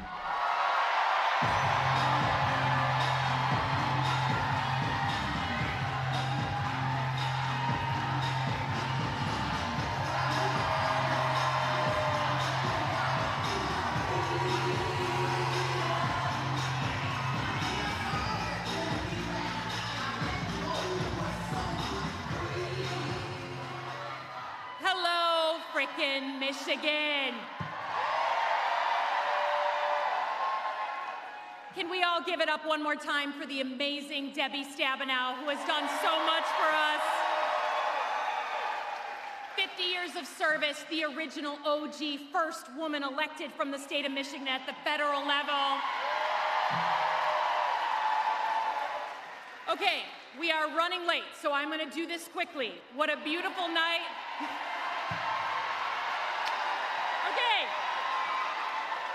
I'm Congresswoman Elissa Slotkin. I am proud to be the nominee for the U.S. Senate seat in November.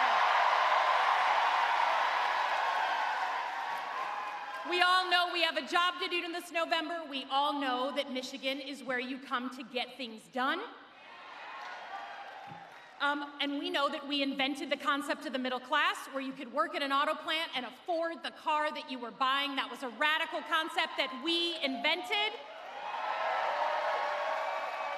And the Midwest has been on display. right? The Midwest has been on display. People are here, everyone is here because they know how important we are in this election to keep the White House, to flip the House, and to keep the U.S. Senate.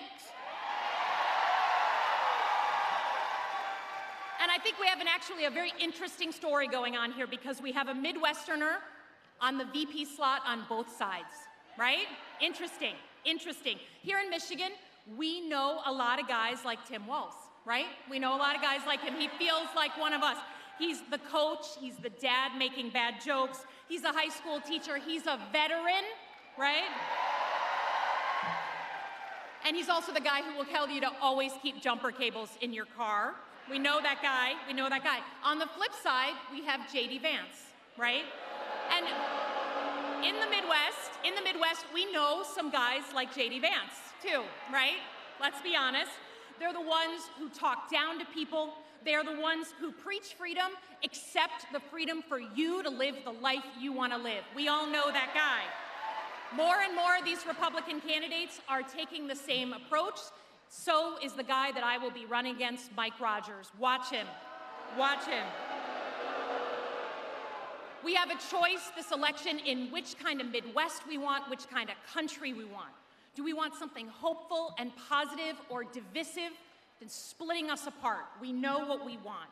The other side of the aisle is going to claim that they care about the middle class. They're going to claim that they care about your jobs. What they want is your vote. They do not give a living crap about you.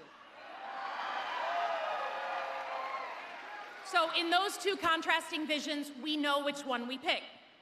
And lastly, because I know you're excited for us to get on to the main attraction, for those of you, for those of you who are not convinced by the importance of this election to your rights and your democracy, to the vision of America, the country we love, none of you would be here if you didn't love our country. That's right. If you didn't love our country, you wouldn't be here. But if none of those things convince you, let me just say one thing, again, about Midwestern values. And here, you'll have to excuse me. We are not going to let, no red-blooded Michigander is ever going to let a Buckeye get into the damn White House.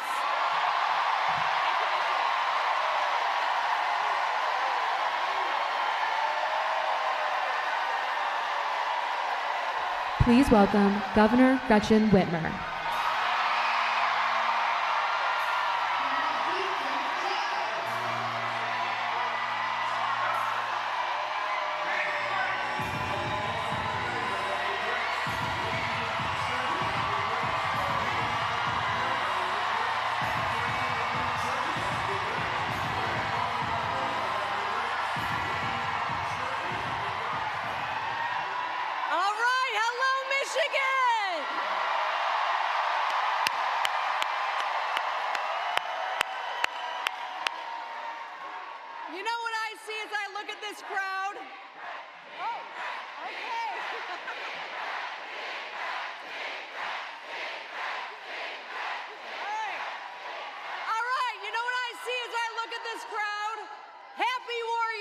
Harris and Walz, right?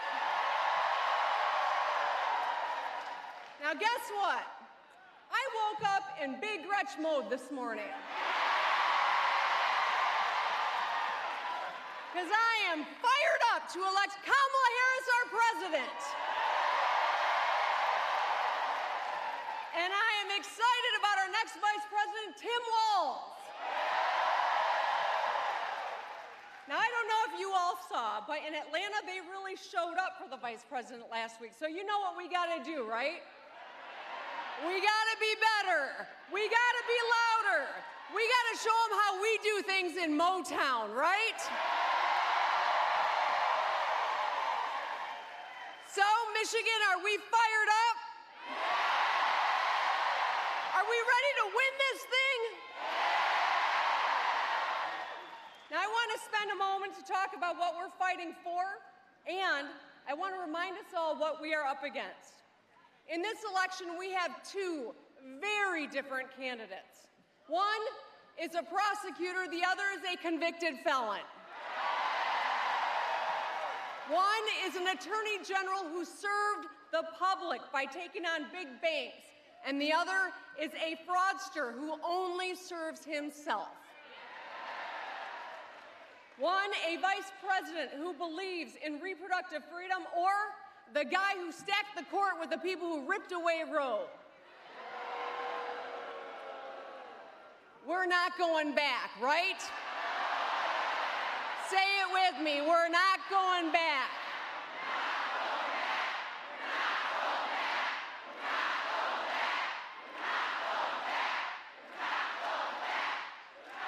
Kamala Harris wants to move us forward and the other guy wants to take us back, but guess what? We're not going back. Kamala Harris solves problems and the other guy is a problem. We're not going back. Kamala Harris fights for our freedoms and the other guy wants to take them away, but we're not going back. You all are doing a great job. I love you.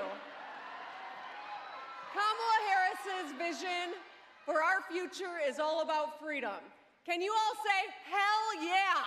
Hell yeah! The freedom, not just to survive, but the freedom to get ahead. Hell yeah! The freedom to breathe clean air and drink clean water. Hell yeah! The freedom to be who you are and love who you love. Hell yeah! The freedom to be safe from gun violence in your school, in your house of worship, or in your community. Hell yeah! And the freedom to make your own damn decisions about your own damn body. Hell yeah!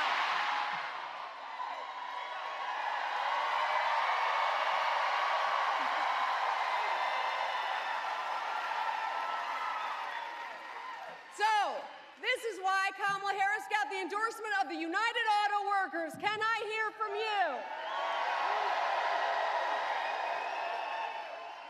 Because we know that Kamala Harris is going to fight for the middle class. As president, she's going to focus on getting things done that make a real difference in our lives right now.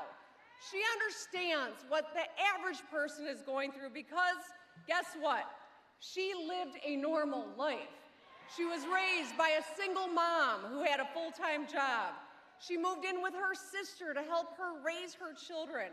She took care of her mom when she was battling cancer.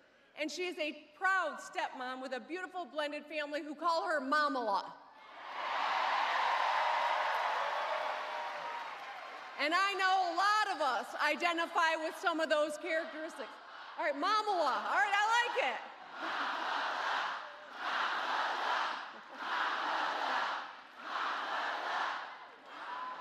And so I want to say a few words about my good friend Tim Walz, too. Now, yes, he's a fellow Great Lakes governor, a good Midwesterner, but Tim and I get along because we both lead according to a three-part strategy. Get shit done.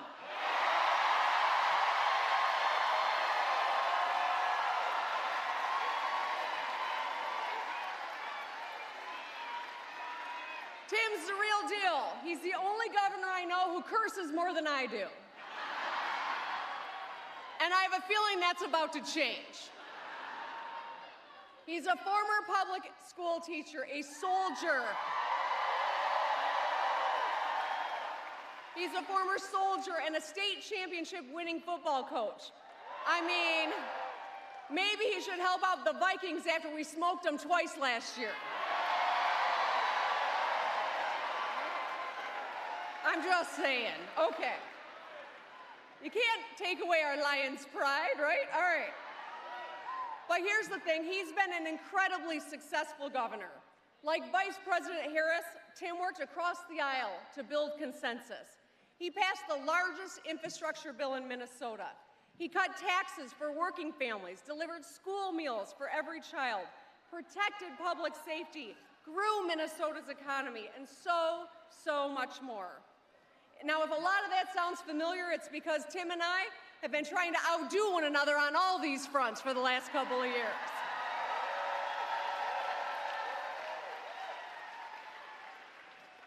Here in Michigan, with partners like Detroit's own Joe Tate, the Speaker of the House, first Black Speaker of the House, we rolled back the retirement tax. We invested in our students and teachers. We passed common sense gun safety laws.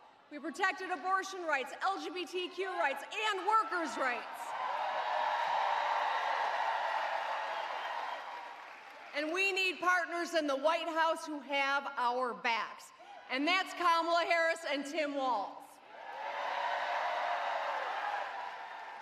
Kamala Harris and Tim Walz will fight to help you not just get by, but to get ahead.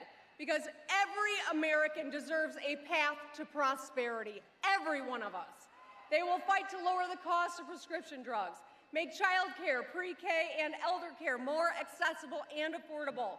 And they will go after corporations that slap on junk fees and surprise late charges. The truth is, we cannot afford another 4 years of Donald Trump. Let's just look at his record. He did zilch on infrastructure, fail. He tried slashing Medicare and Social Security and repealing Obamacare. Thankfully, he's a failure there too. He destroyed tens of thousands of manufacturing jobs. He cut taxes for himself and his wealthy friends, and he instigated the January 6th riot. And of course, he bragged about Roe v. Wade falling. So, a second term of Donald Trump would be an unmitigated disaster. We cannot trust Donald Trump, and we must make sure he does not get back into the White House.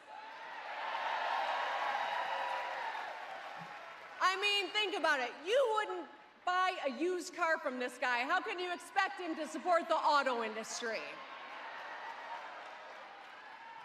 I think we need some medical attention over here.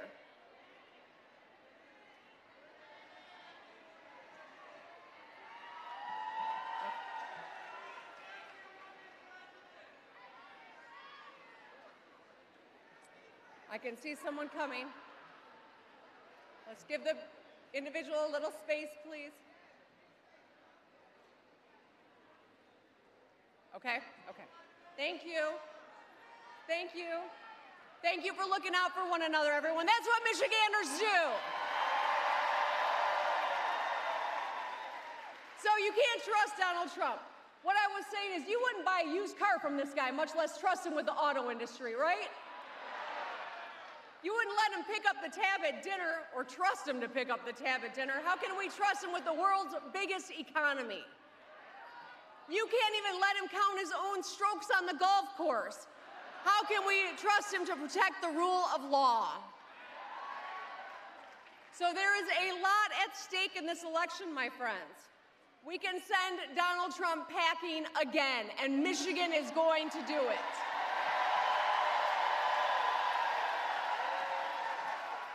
So, we need you.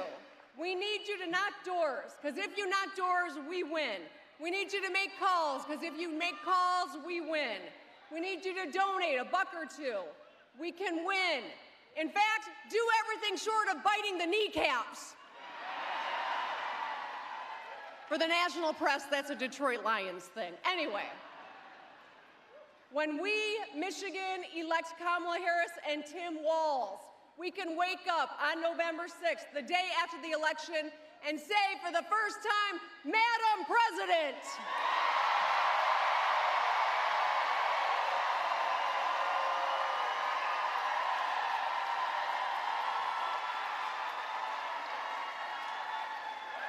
We need a strong woman in the White House, and it's about damn time.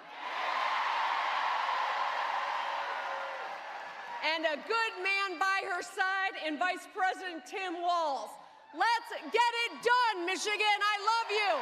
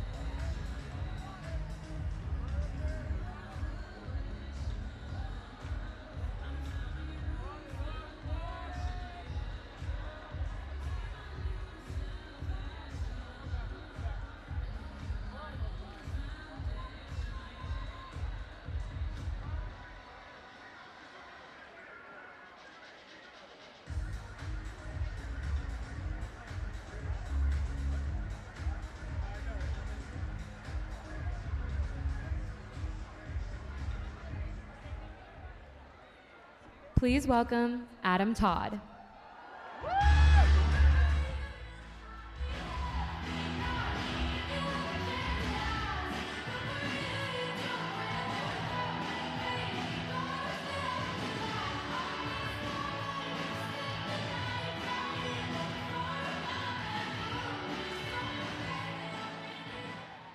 Hello, everyone. My name is Adam Todd.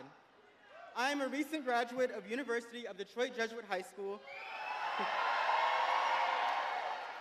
and I am excited to attend Wayne State University in the fall. I am so excited and so honored to be here today to support Vice President Kamala Harris and Governor Tim Walz, who I'll be casting my vote for in my first ever presidential election this November. Medic, we need a medic. We need a medic over there.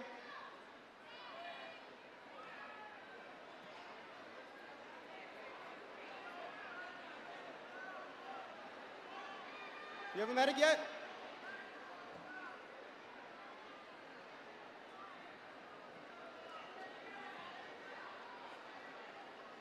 As a young black man in America, I don't often see people who look like me in positions of power. And now, finally being 18 years old and participating in this monumental event for the first time ever as a first-time voter is incredibly meaningful to me.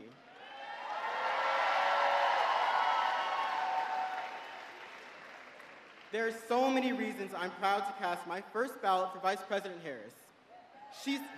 She's been a champion of so many causes that are close to my heart. There's a lot I could say here, but you guys have already been standing for a while, so I'll just give you one example. Protecting our environment. Since the 6th grade, I've been involved in environmental projects in my community, like my elementary and middle school's Solar Energy Club, where we advocated for solar panel installations and educated students on the renewable energy benefits. This passion continued into high school, where I became the president of University of Detroit Jesuits Environmental Club.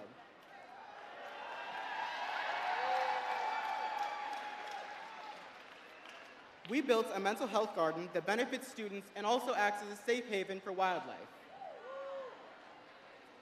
Unlike Donald Trump, Vice President Kamala Harris has been a champion for environmental justice, including casting the tie-breaking vote to pass Inflation Reduction Act, the largest bill to fight climate change in our nation's history.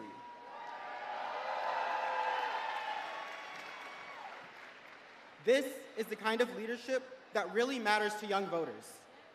We care about the future of our planet because it's our future.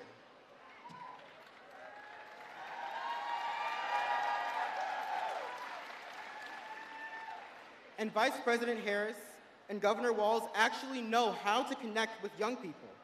They not only realize the importance of engaging with us, but they actively listen to our voices and our perspectives.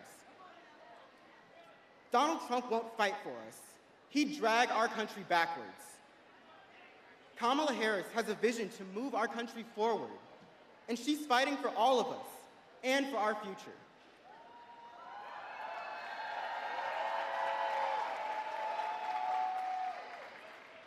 Me speaking to you all today as an 18-year-old black, first-time voter from Detroit,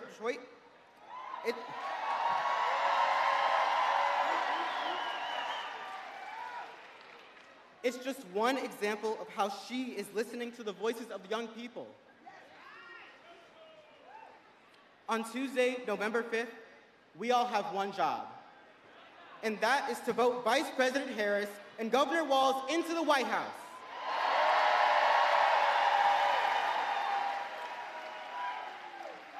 And now, please join me in giving a warm Detroit welcome to our next Vice President, Tim Walz.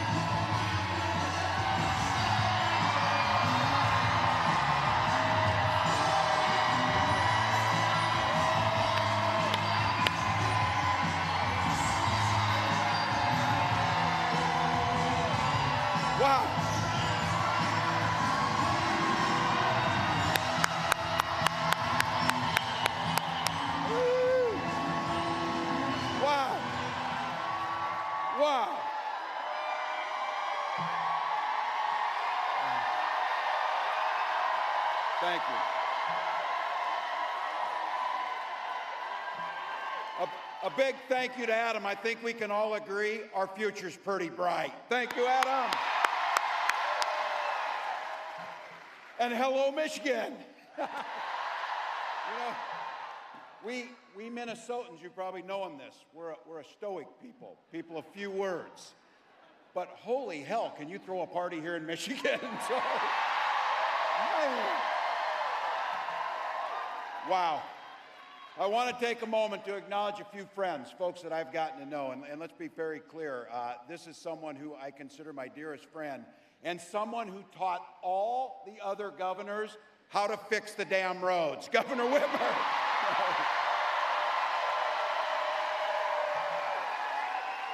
You have got a treasure in Michigan. And I'll tell you what, we share a lot between us in the upper Midwest. We share. Oh, we need some water. We have somebody down. We need some water. Medic. We need a medic right here. You got somebody here? Got him? All right, we got a medic on the way. Thank you for caring for your neighbors. Thank you for showing what Michigan does. Look, we share a lot of things. That's one of them. We're neighbors and we're not weird, that's for sure. But I got to tell you, something else we share is a care for the incredible natural resources. We in the upper Midwest, in our states, we care for 20% of the world's fresh water in those Great Lakes. And the Great Lakes have no better friend than your Senator Stabenow. I got some members of Congress I had the privilege of serving with and some that are new to that place. Let's be clear. We got to put gavels in the hands of these Democratic representatives so that we can get some work done. My friend Dan Kildee, Debbie Dingell, Haley Stevens, Elissa Slotkin, Hillary Scholten, Representative Thanedar, I believe just won a primary here, Wayne County Executive Warren Evans, and the chair of the Michigan Democratic Party, Lavora Barnes. Thank you. And I want to just take a moment. It's been a pretty interesting 24 hours for me, I'll have to be honest. And I don't know how I could explain to you walking into that arena in Philly or that field out in Wisconsin or right here to what I have been told is the largest rally of the campaign in here.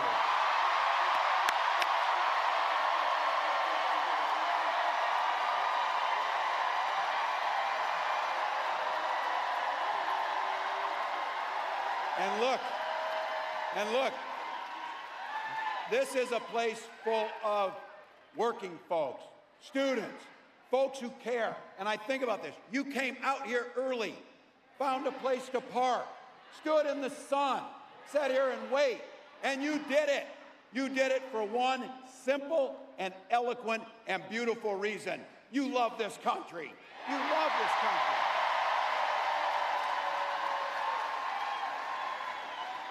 I couldn't be prouder to be on this ticket and to help make Kamala Harris the next president of the United States.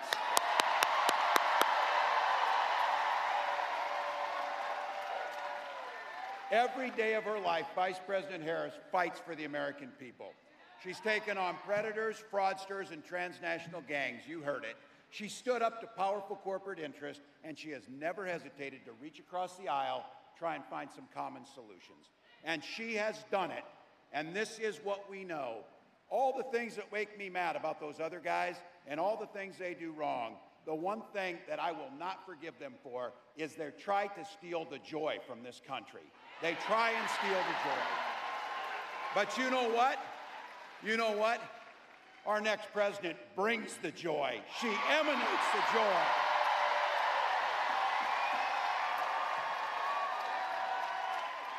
I know a little something about that commitment to people.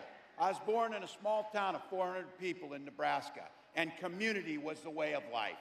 My mom and dad taught me you show generosity to your neighbors, and you work for a common good amongst them. At 17, I joined the Army National Guard.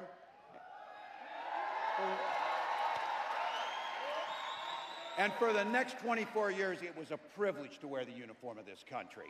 And just as it did for my dad, a Korean War era veteran, and millions of others, I used the GI Bill to get a college education.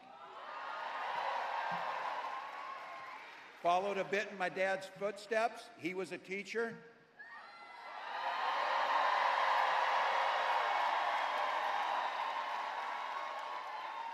My brothers and sisters were teachers. And they married teachers. I had the privilege of teaching high school social studies. And I coached the football team. We did win a state championship. I tell you that because don't ever close the yearbook is my pro tip to you. My students are the ones who encouraged me to run for office. I never thought much about it. But they saw in me what I hope to instill in them, a commitment to the common good, a true belief that one person truly can make a difference in their world. I lived in a district where I didn't know this at the time. Only one other Democrat since 1892 had won that district. And on that election night, my neighbors graced me with the opportunity to go to the United States Congress and represent them.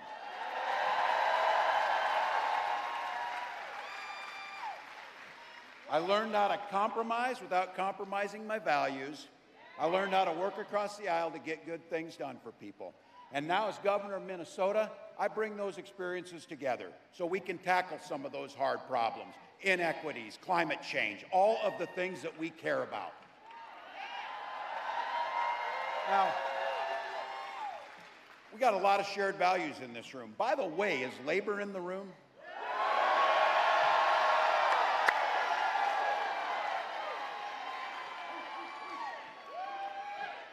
This might be my chance to use it. Yeah! Yeah!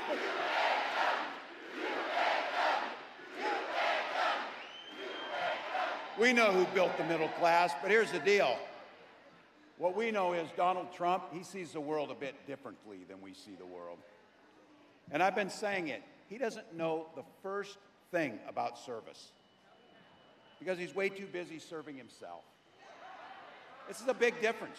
Again and again, he does things that weakens our country, only to strengthen his own hand. He mocks our laws. He sows chaos and division amongst the public. And that's to say nothing about his record as president. Let's be, he is that. He is that. Look, we had the worst crisis of a generation, and he froze during COVID. People lost their lives because of that. He drove the economy into the ground, and make no mistake, violent crime was up during Donald Trump's presidency. And that's not even counting the crimes he committed. So. Some of the gray hairs in here remember a Republican Party that used to actually talk about freedom. These guys, when they talk about freedom, it means government has the freedom to invade your exam room with your doctor. Now, I know, look, we got a lot of commonalities. And I'll say this, as an NFC North guys, Vikings fans are proud of the Lions. I will say that. I will say that. But in Minnesota, we respect our neighbors' personal choices. We may not agree with them or make them from ourselves, but I've been saying this, you all know it. Our golden rule is mind your own damn business. Just mind your own business. It's amazing what minding your own damn business does to make things work better. Don't like a book, don't read it.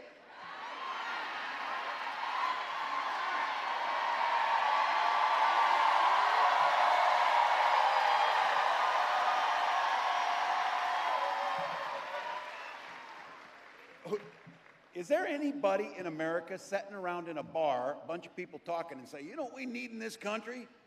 We need a bad animal farm. That's the first thing that you can do. Nobody says that. But you know what? It would be fun if it wasn't so dangerous. because then they start thinking about things like IVF and banning IVF. And I have to tell you, this is very personal for my family. When my wife and I decided to have children, we went through years of fertility treatments. Remember, every time the phone rang, I'd catch my breath, I'd feel nervousness, and then it would be a crushing feeling when they told us that the treatments didn't work. The agony of that I can feel to this day. But I can also feel some joy in this, because it wasn't by chance, as I say this, when our daughter, and we finally conceived, and our daughter was born, we didn't hesitate at all. We named her Hope. We named her Hope.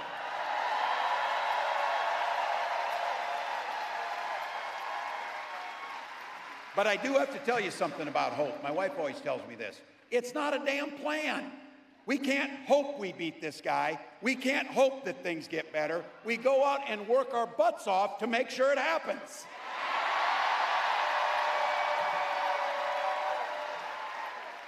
So when our next president walks out here and she talks about freedom, she means the freedom to make your own healthcare decisions. And when she comes out here and talks about that our children should be free to go to school without being shot dead in their classrooms.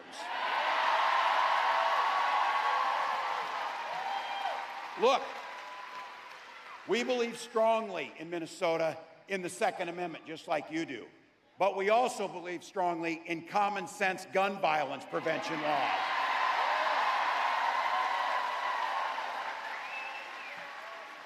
Freedom to an education's a ticket to the middle class, not crushing student loan debt.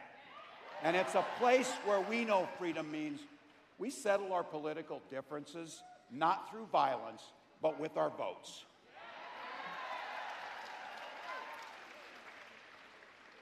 You get it. You drove out here. You stood here. Yeah.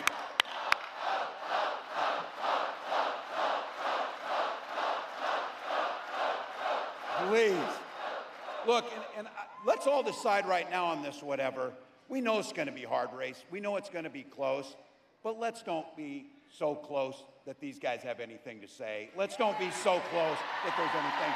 Let's just win the damn thing by a broader margin. Simple proposition. This election's about which direction this country's going to go in. We know Donald Trump's taking us backwards. And don't believe the act. He's playing dumb.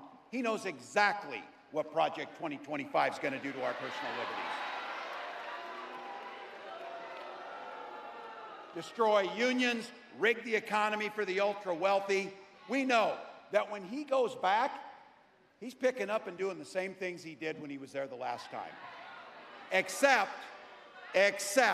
you all know this, it will be much, much worse when he comes back. Raising costs for all of you, repealing the Affordable Care Act. He doesn't care. Gutting Social Security, and be very clear. They can say whatever they want. They are banning abortion across this country, no questions asked. No questions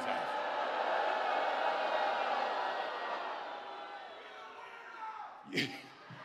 Yeah, you think this guy cares about you or your family? His running mate has the same dangerous and backward agenda as Trump.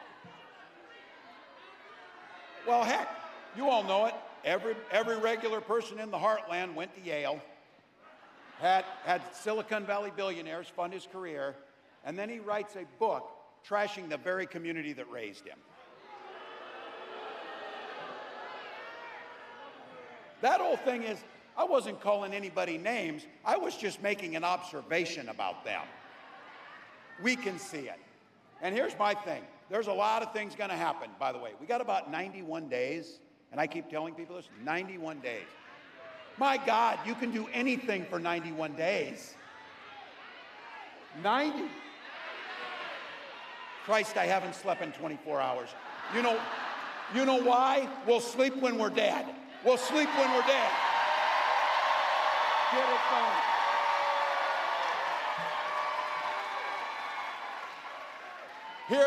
Here's my brass ring I'm looking for. I can't wait to debate this guy. I cannot wait to talk about what they think. I can't wait to ask him why he wants to take health care and take reproductive rights. and why he wants to make sure that the wealthiest pay no taxes as we destroy unions in the middle class. So here's the deal. You said it. These ideas that they're putting out there, they are weird as hell. No one's asking for it. No one's asking for it. We're asking a fair shot. We're asking for health care and child care. We're asking for an education. We're asking for safety in our streets. That's what we're asking for.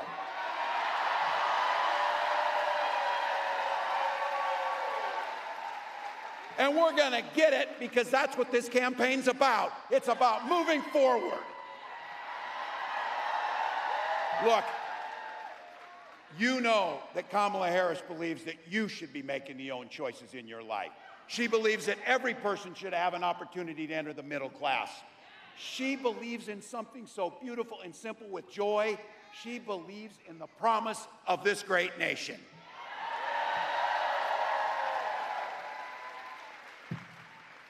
Look, she can take care of herself out front, and she said it. If they want to talk smack, she said it. Say it to my face, damn it. Say it to my face. But what I got to say is, we got to have her back. We got to have her back.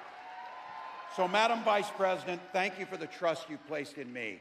Michigan, help me right now give a warm Midwest welcome to the next President of the United States, Kamala Harris.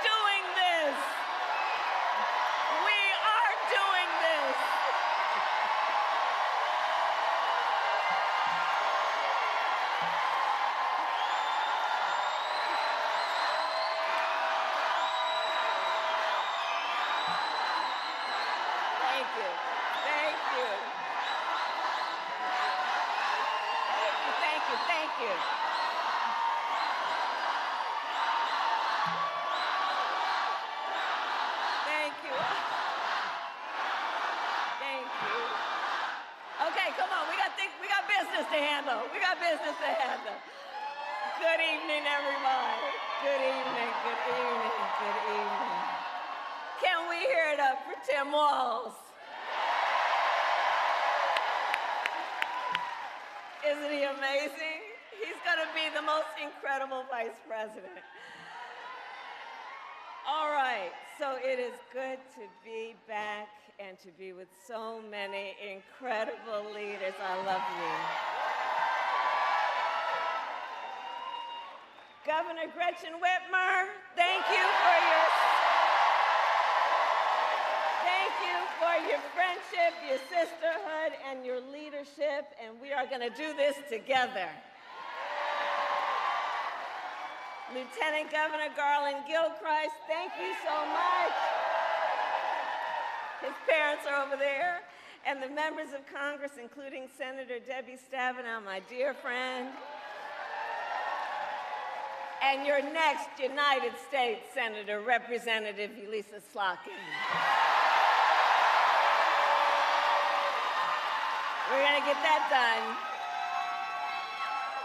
Mayor Mike Duggan, thank you for the warm welcome always. And of course, it is so good to be with the President of the United Auto Workers, my dear friend, Shawn Fain.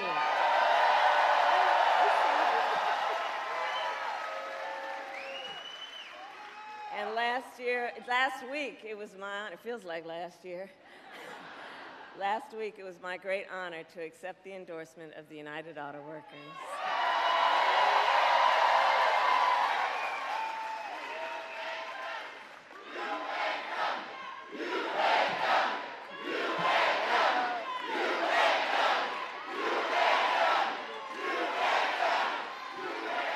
And the UAW has always worked to lift up the working people of our nation.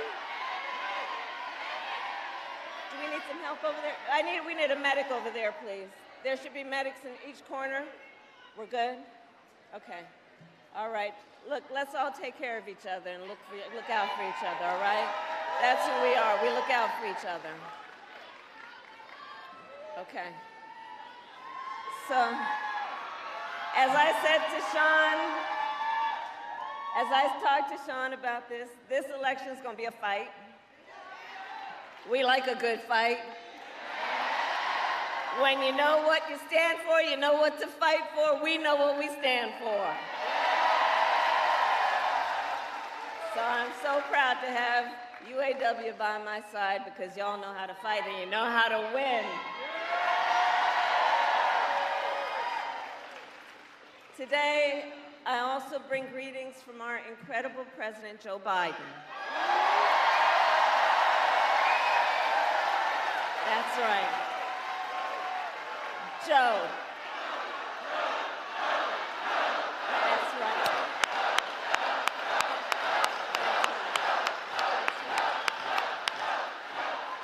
And I know we are all deeply, deeply grateful to Joe for his lifetime of service to our nation.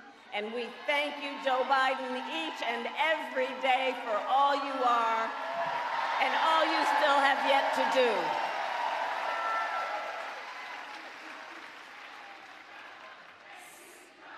Thank you, Joe.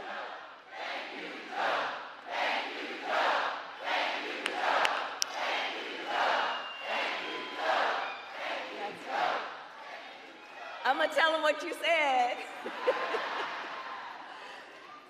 So, Michigan, this has been a big week. On Monday, I officially became the Democratic nominee for President of the United States.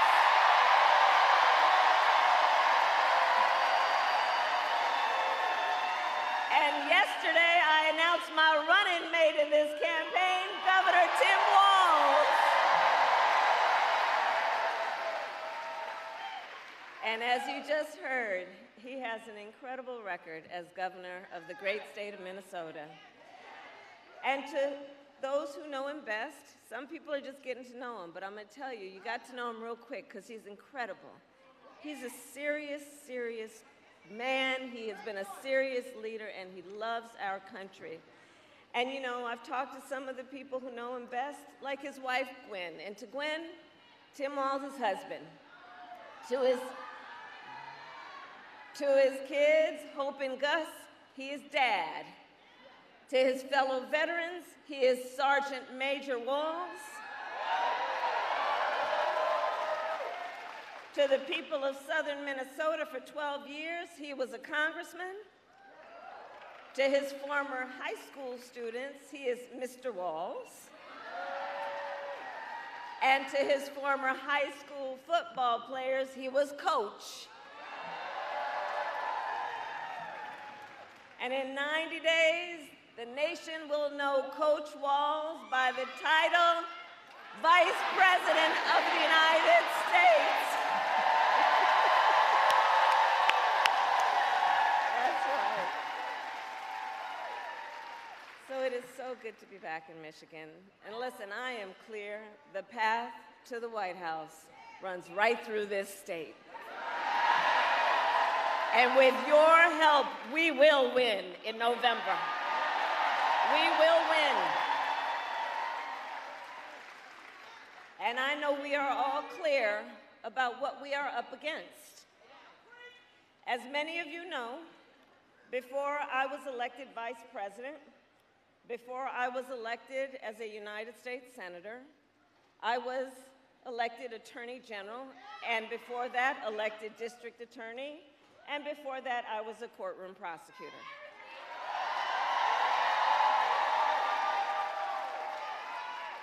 In those roles, I took on perpetrators of all kinds. Predators who abused women, fraudsters who ripped off consumers, scammers who broke the rules for personal gain. So hear me, Detroit, when I say, I know Donald Trump's type. I've been dealing with them my whole career. For example, as Attorney General of California, I took on one of the country's largest for-profit colleges that scammed students. Well, Donald Trump ran a for-profit college that scammed students. You remember that? As a prosecutor, I specialize in cases of sexual abuse. Well, Donald Trump was found liable for committing sexual abuse. As Attorney General, I held the big Wall Street banks accountable for fraud. Well, Donald Trump was just found guilty of fraud. 34 counts, to be exact.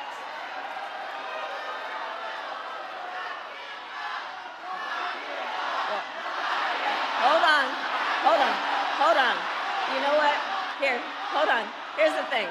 The courts are gonna handle that. We're gonna beat them in November. We're gonna beat them in November. Okay? We'll beat them in November. We'll handle that.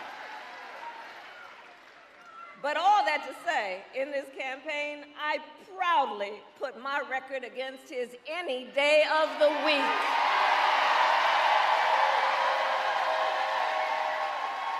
Any day of the week. But make no mistake, our campaign, this campaign, is not just about us versus Donald Trump. It's bigger than that. It is about two very different visions for the future of our nation. One, ours, focused on the future, and the other, focused on the past. And Michigan, we here fight for the future. We fight for the future. We fight for a future where every worker has the freedom to join a union.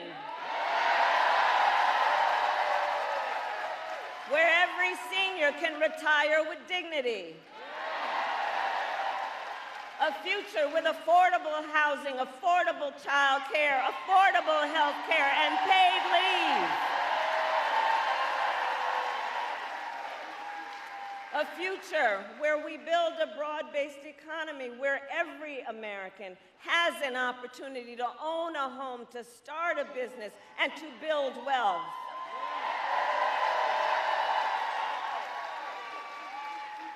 And understand, in this fight, we are joyful warriors.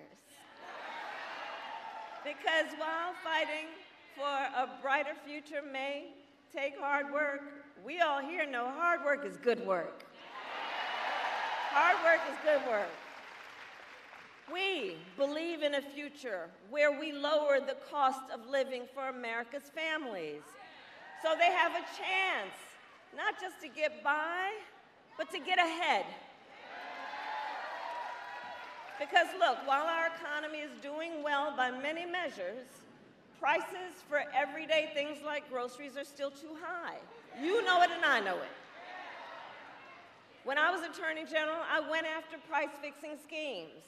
And when I am president, it will be my day one priority to fight to bring down prices, to take on the big corporations that engage in illegal price gouging, take on corporate landlords that unfairly raise rents on working families, to take on Big Pharma and cap the cost of prescription drugs for all Americans. That is the work we will do together. And all of this to say, unlike Donald Trump, I will always put the middle class and working families first. Because Coach Walz and I know the middle class built this great country of ours, and when the middle class is strong, America is strong.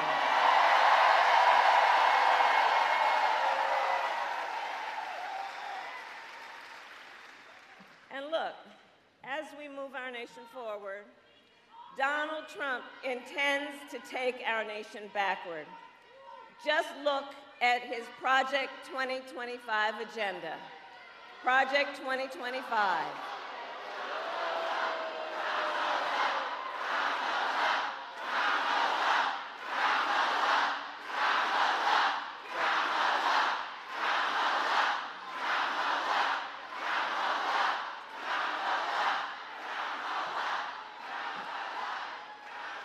And please do check out Project 2025.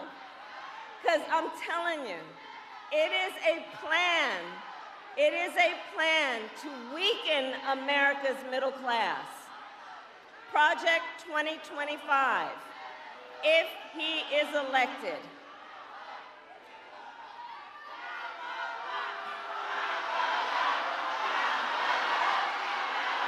It's all good.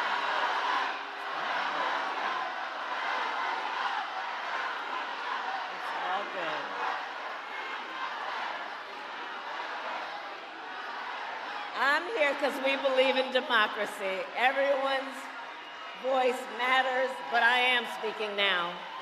I am speaking now.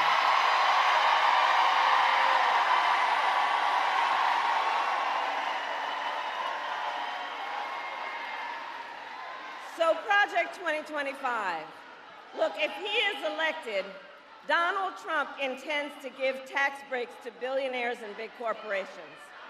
He intends to cut Social Security and Medicare. He intends to surrender our fight against the climate crisis, and he intends to end the Affordable Care Act. You know what? If you want Donald Trump to win, then say that, otherwise I'm speaking.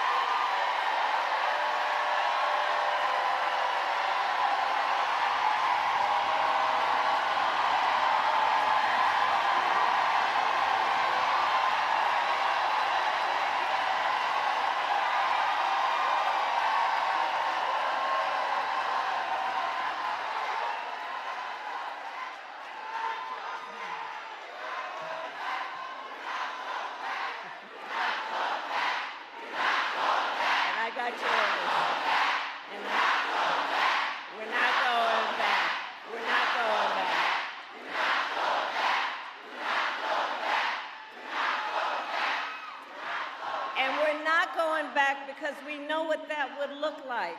And again, understand, Donald Trump intends to end the Affordable Care Act and take us back to a time when insurance companies had the power to deny people with pre-existing conditions. We all remember what that looked like. And we're not going back. We're not going back. Our fight is a fight for the future, and it is a fight for freedom.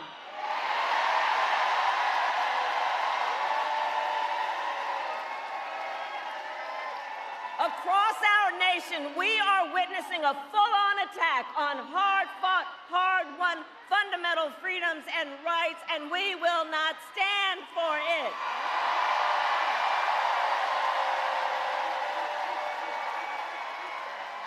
Attacks on the freedom to vote, attacks on the freedom to be safe from gun violence, the freedom to breathe clean air and drink clean water, the freedom to love who you love openly and with pride. the freedom of a woman to make decisions about her own body and not have her government tell her what to do.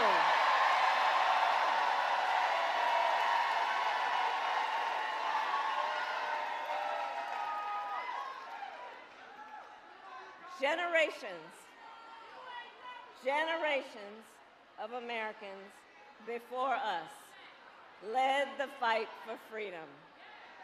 Now the baton is in our hands, each and every one of us.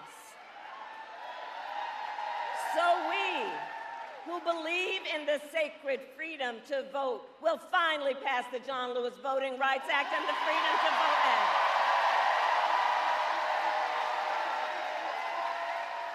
We who believe in the freedom to live safe from gun violence will finally pass an assault weapons ban, universal background checks, and red flag laws.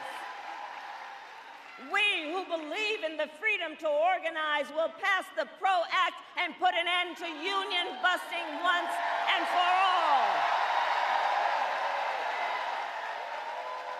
And we who believe in reproductive freedom will fight for a woman's right to choose.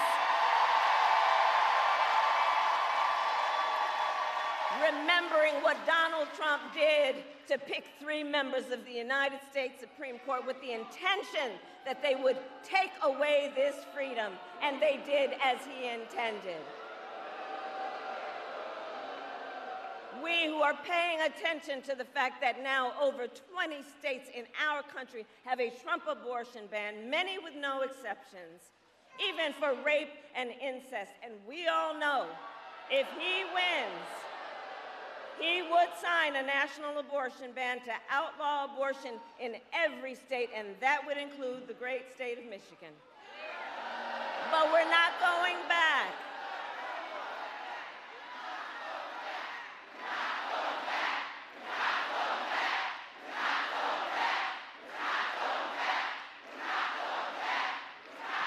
And on that point, it is because there is a thing about who we are that is a bit different from the folks on the other side. We trust women to know what is in their best interest and not have their government telling them what to do. And when I am President of the United States and Congress passes a bill to restore reproductive freedoms, I will sign it into law.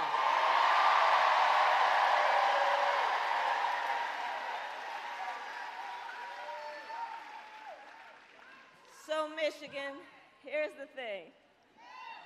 So much is on the line in this election.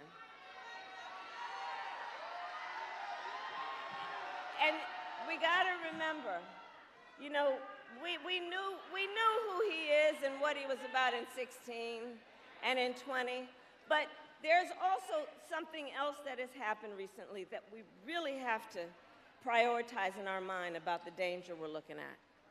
Last month, the United States Supreme Court basically just told the former president, who has been convicted of fraud, that going forward, he will be immune no matter what he does in the White House. But think about that.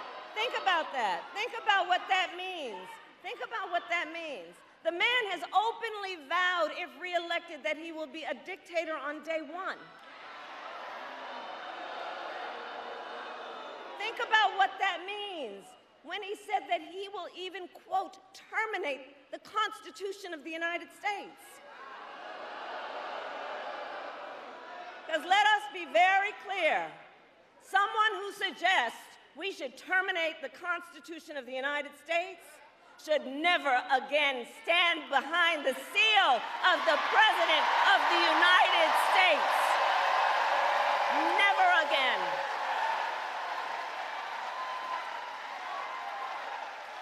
Vote.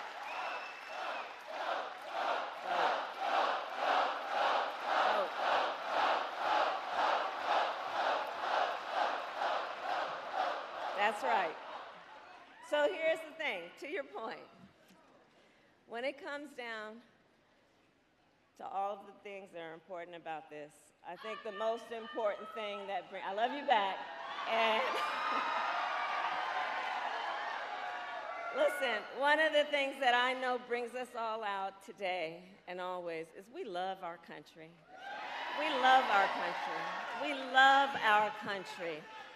And I do believe it is the highest form of patriotism to fight for the ideals of our country. That is how we preserve the promise of America. After all, the promise of America, think about it, is what makes it possible for Tim Walz and me to be together on this stage today. Think about it. Think about that. 2 middle-class kids, one a daughter of Oakland, California, who was raised by a working mother. I had a summer job at McDonald's. The other, a son of the Nebraska Plains who grew up working on a farm. Only in America is it possible for them together to make it all the way to the White House. Only in America. Only in America.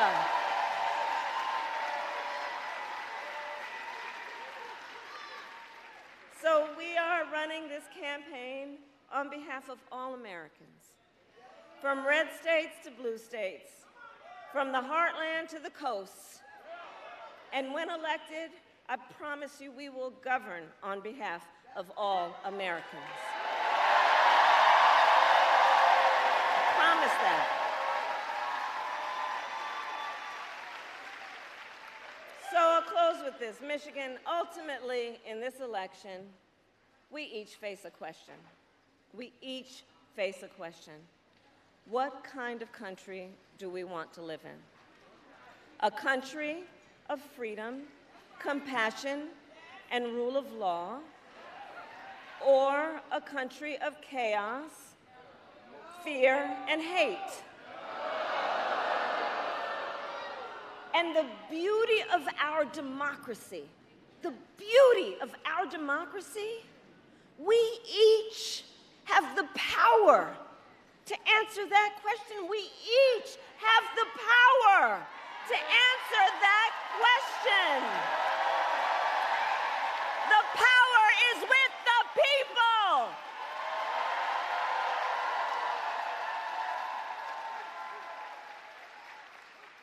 So in the next 90 days, we need you to use your power. We need you to knock on some doors.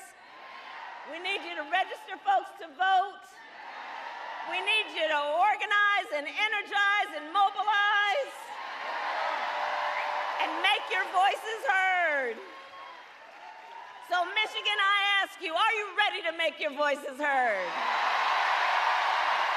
Do we believe in freedom? Do we believe in opportunity? Do we believe in the promise of America?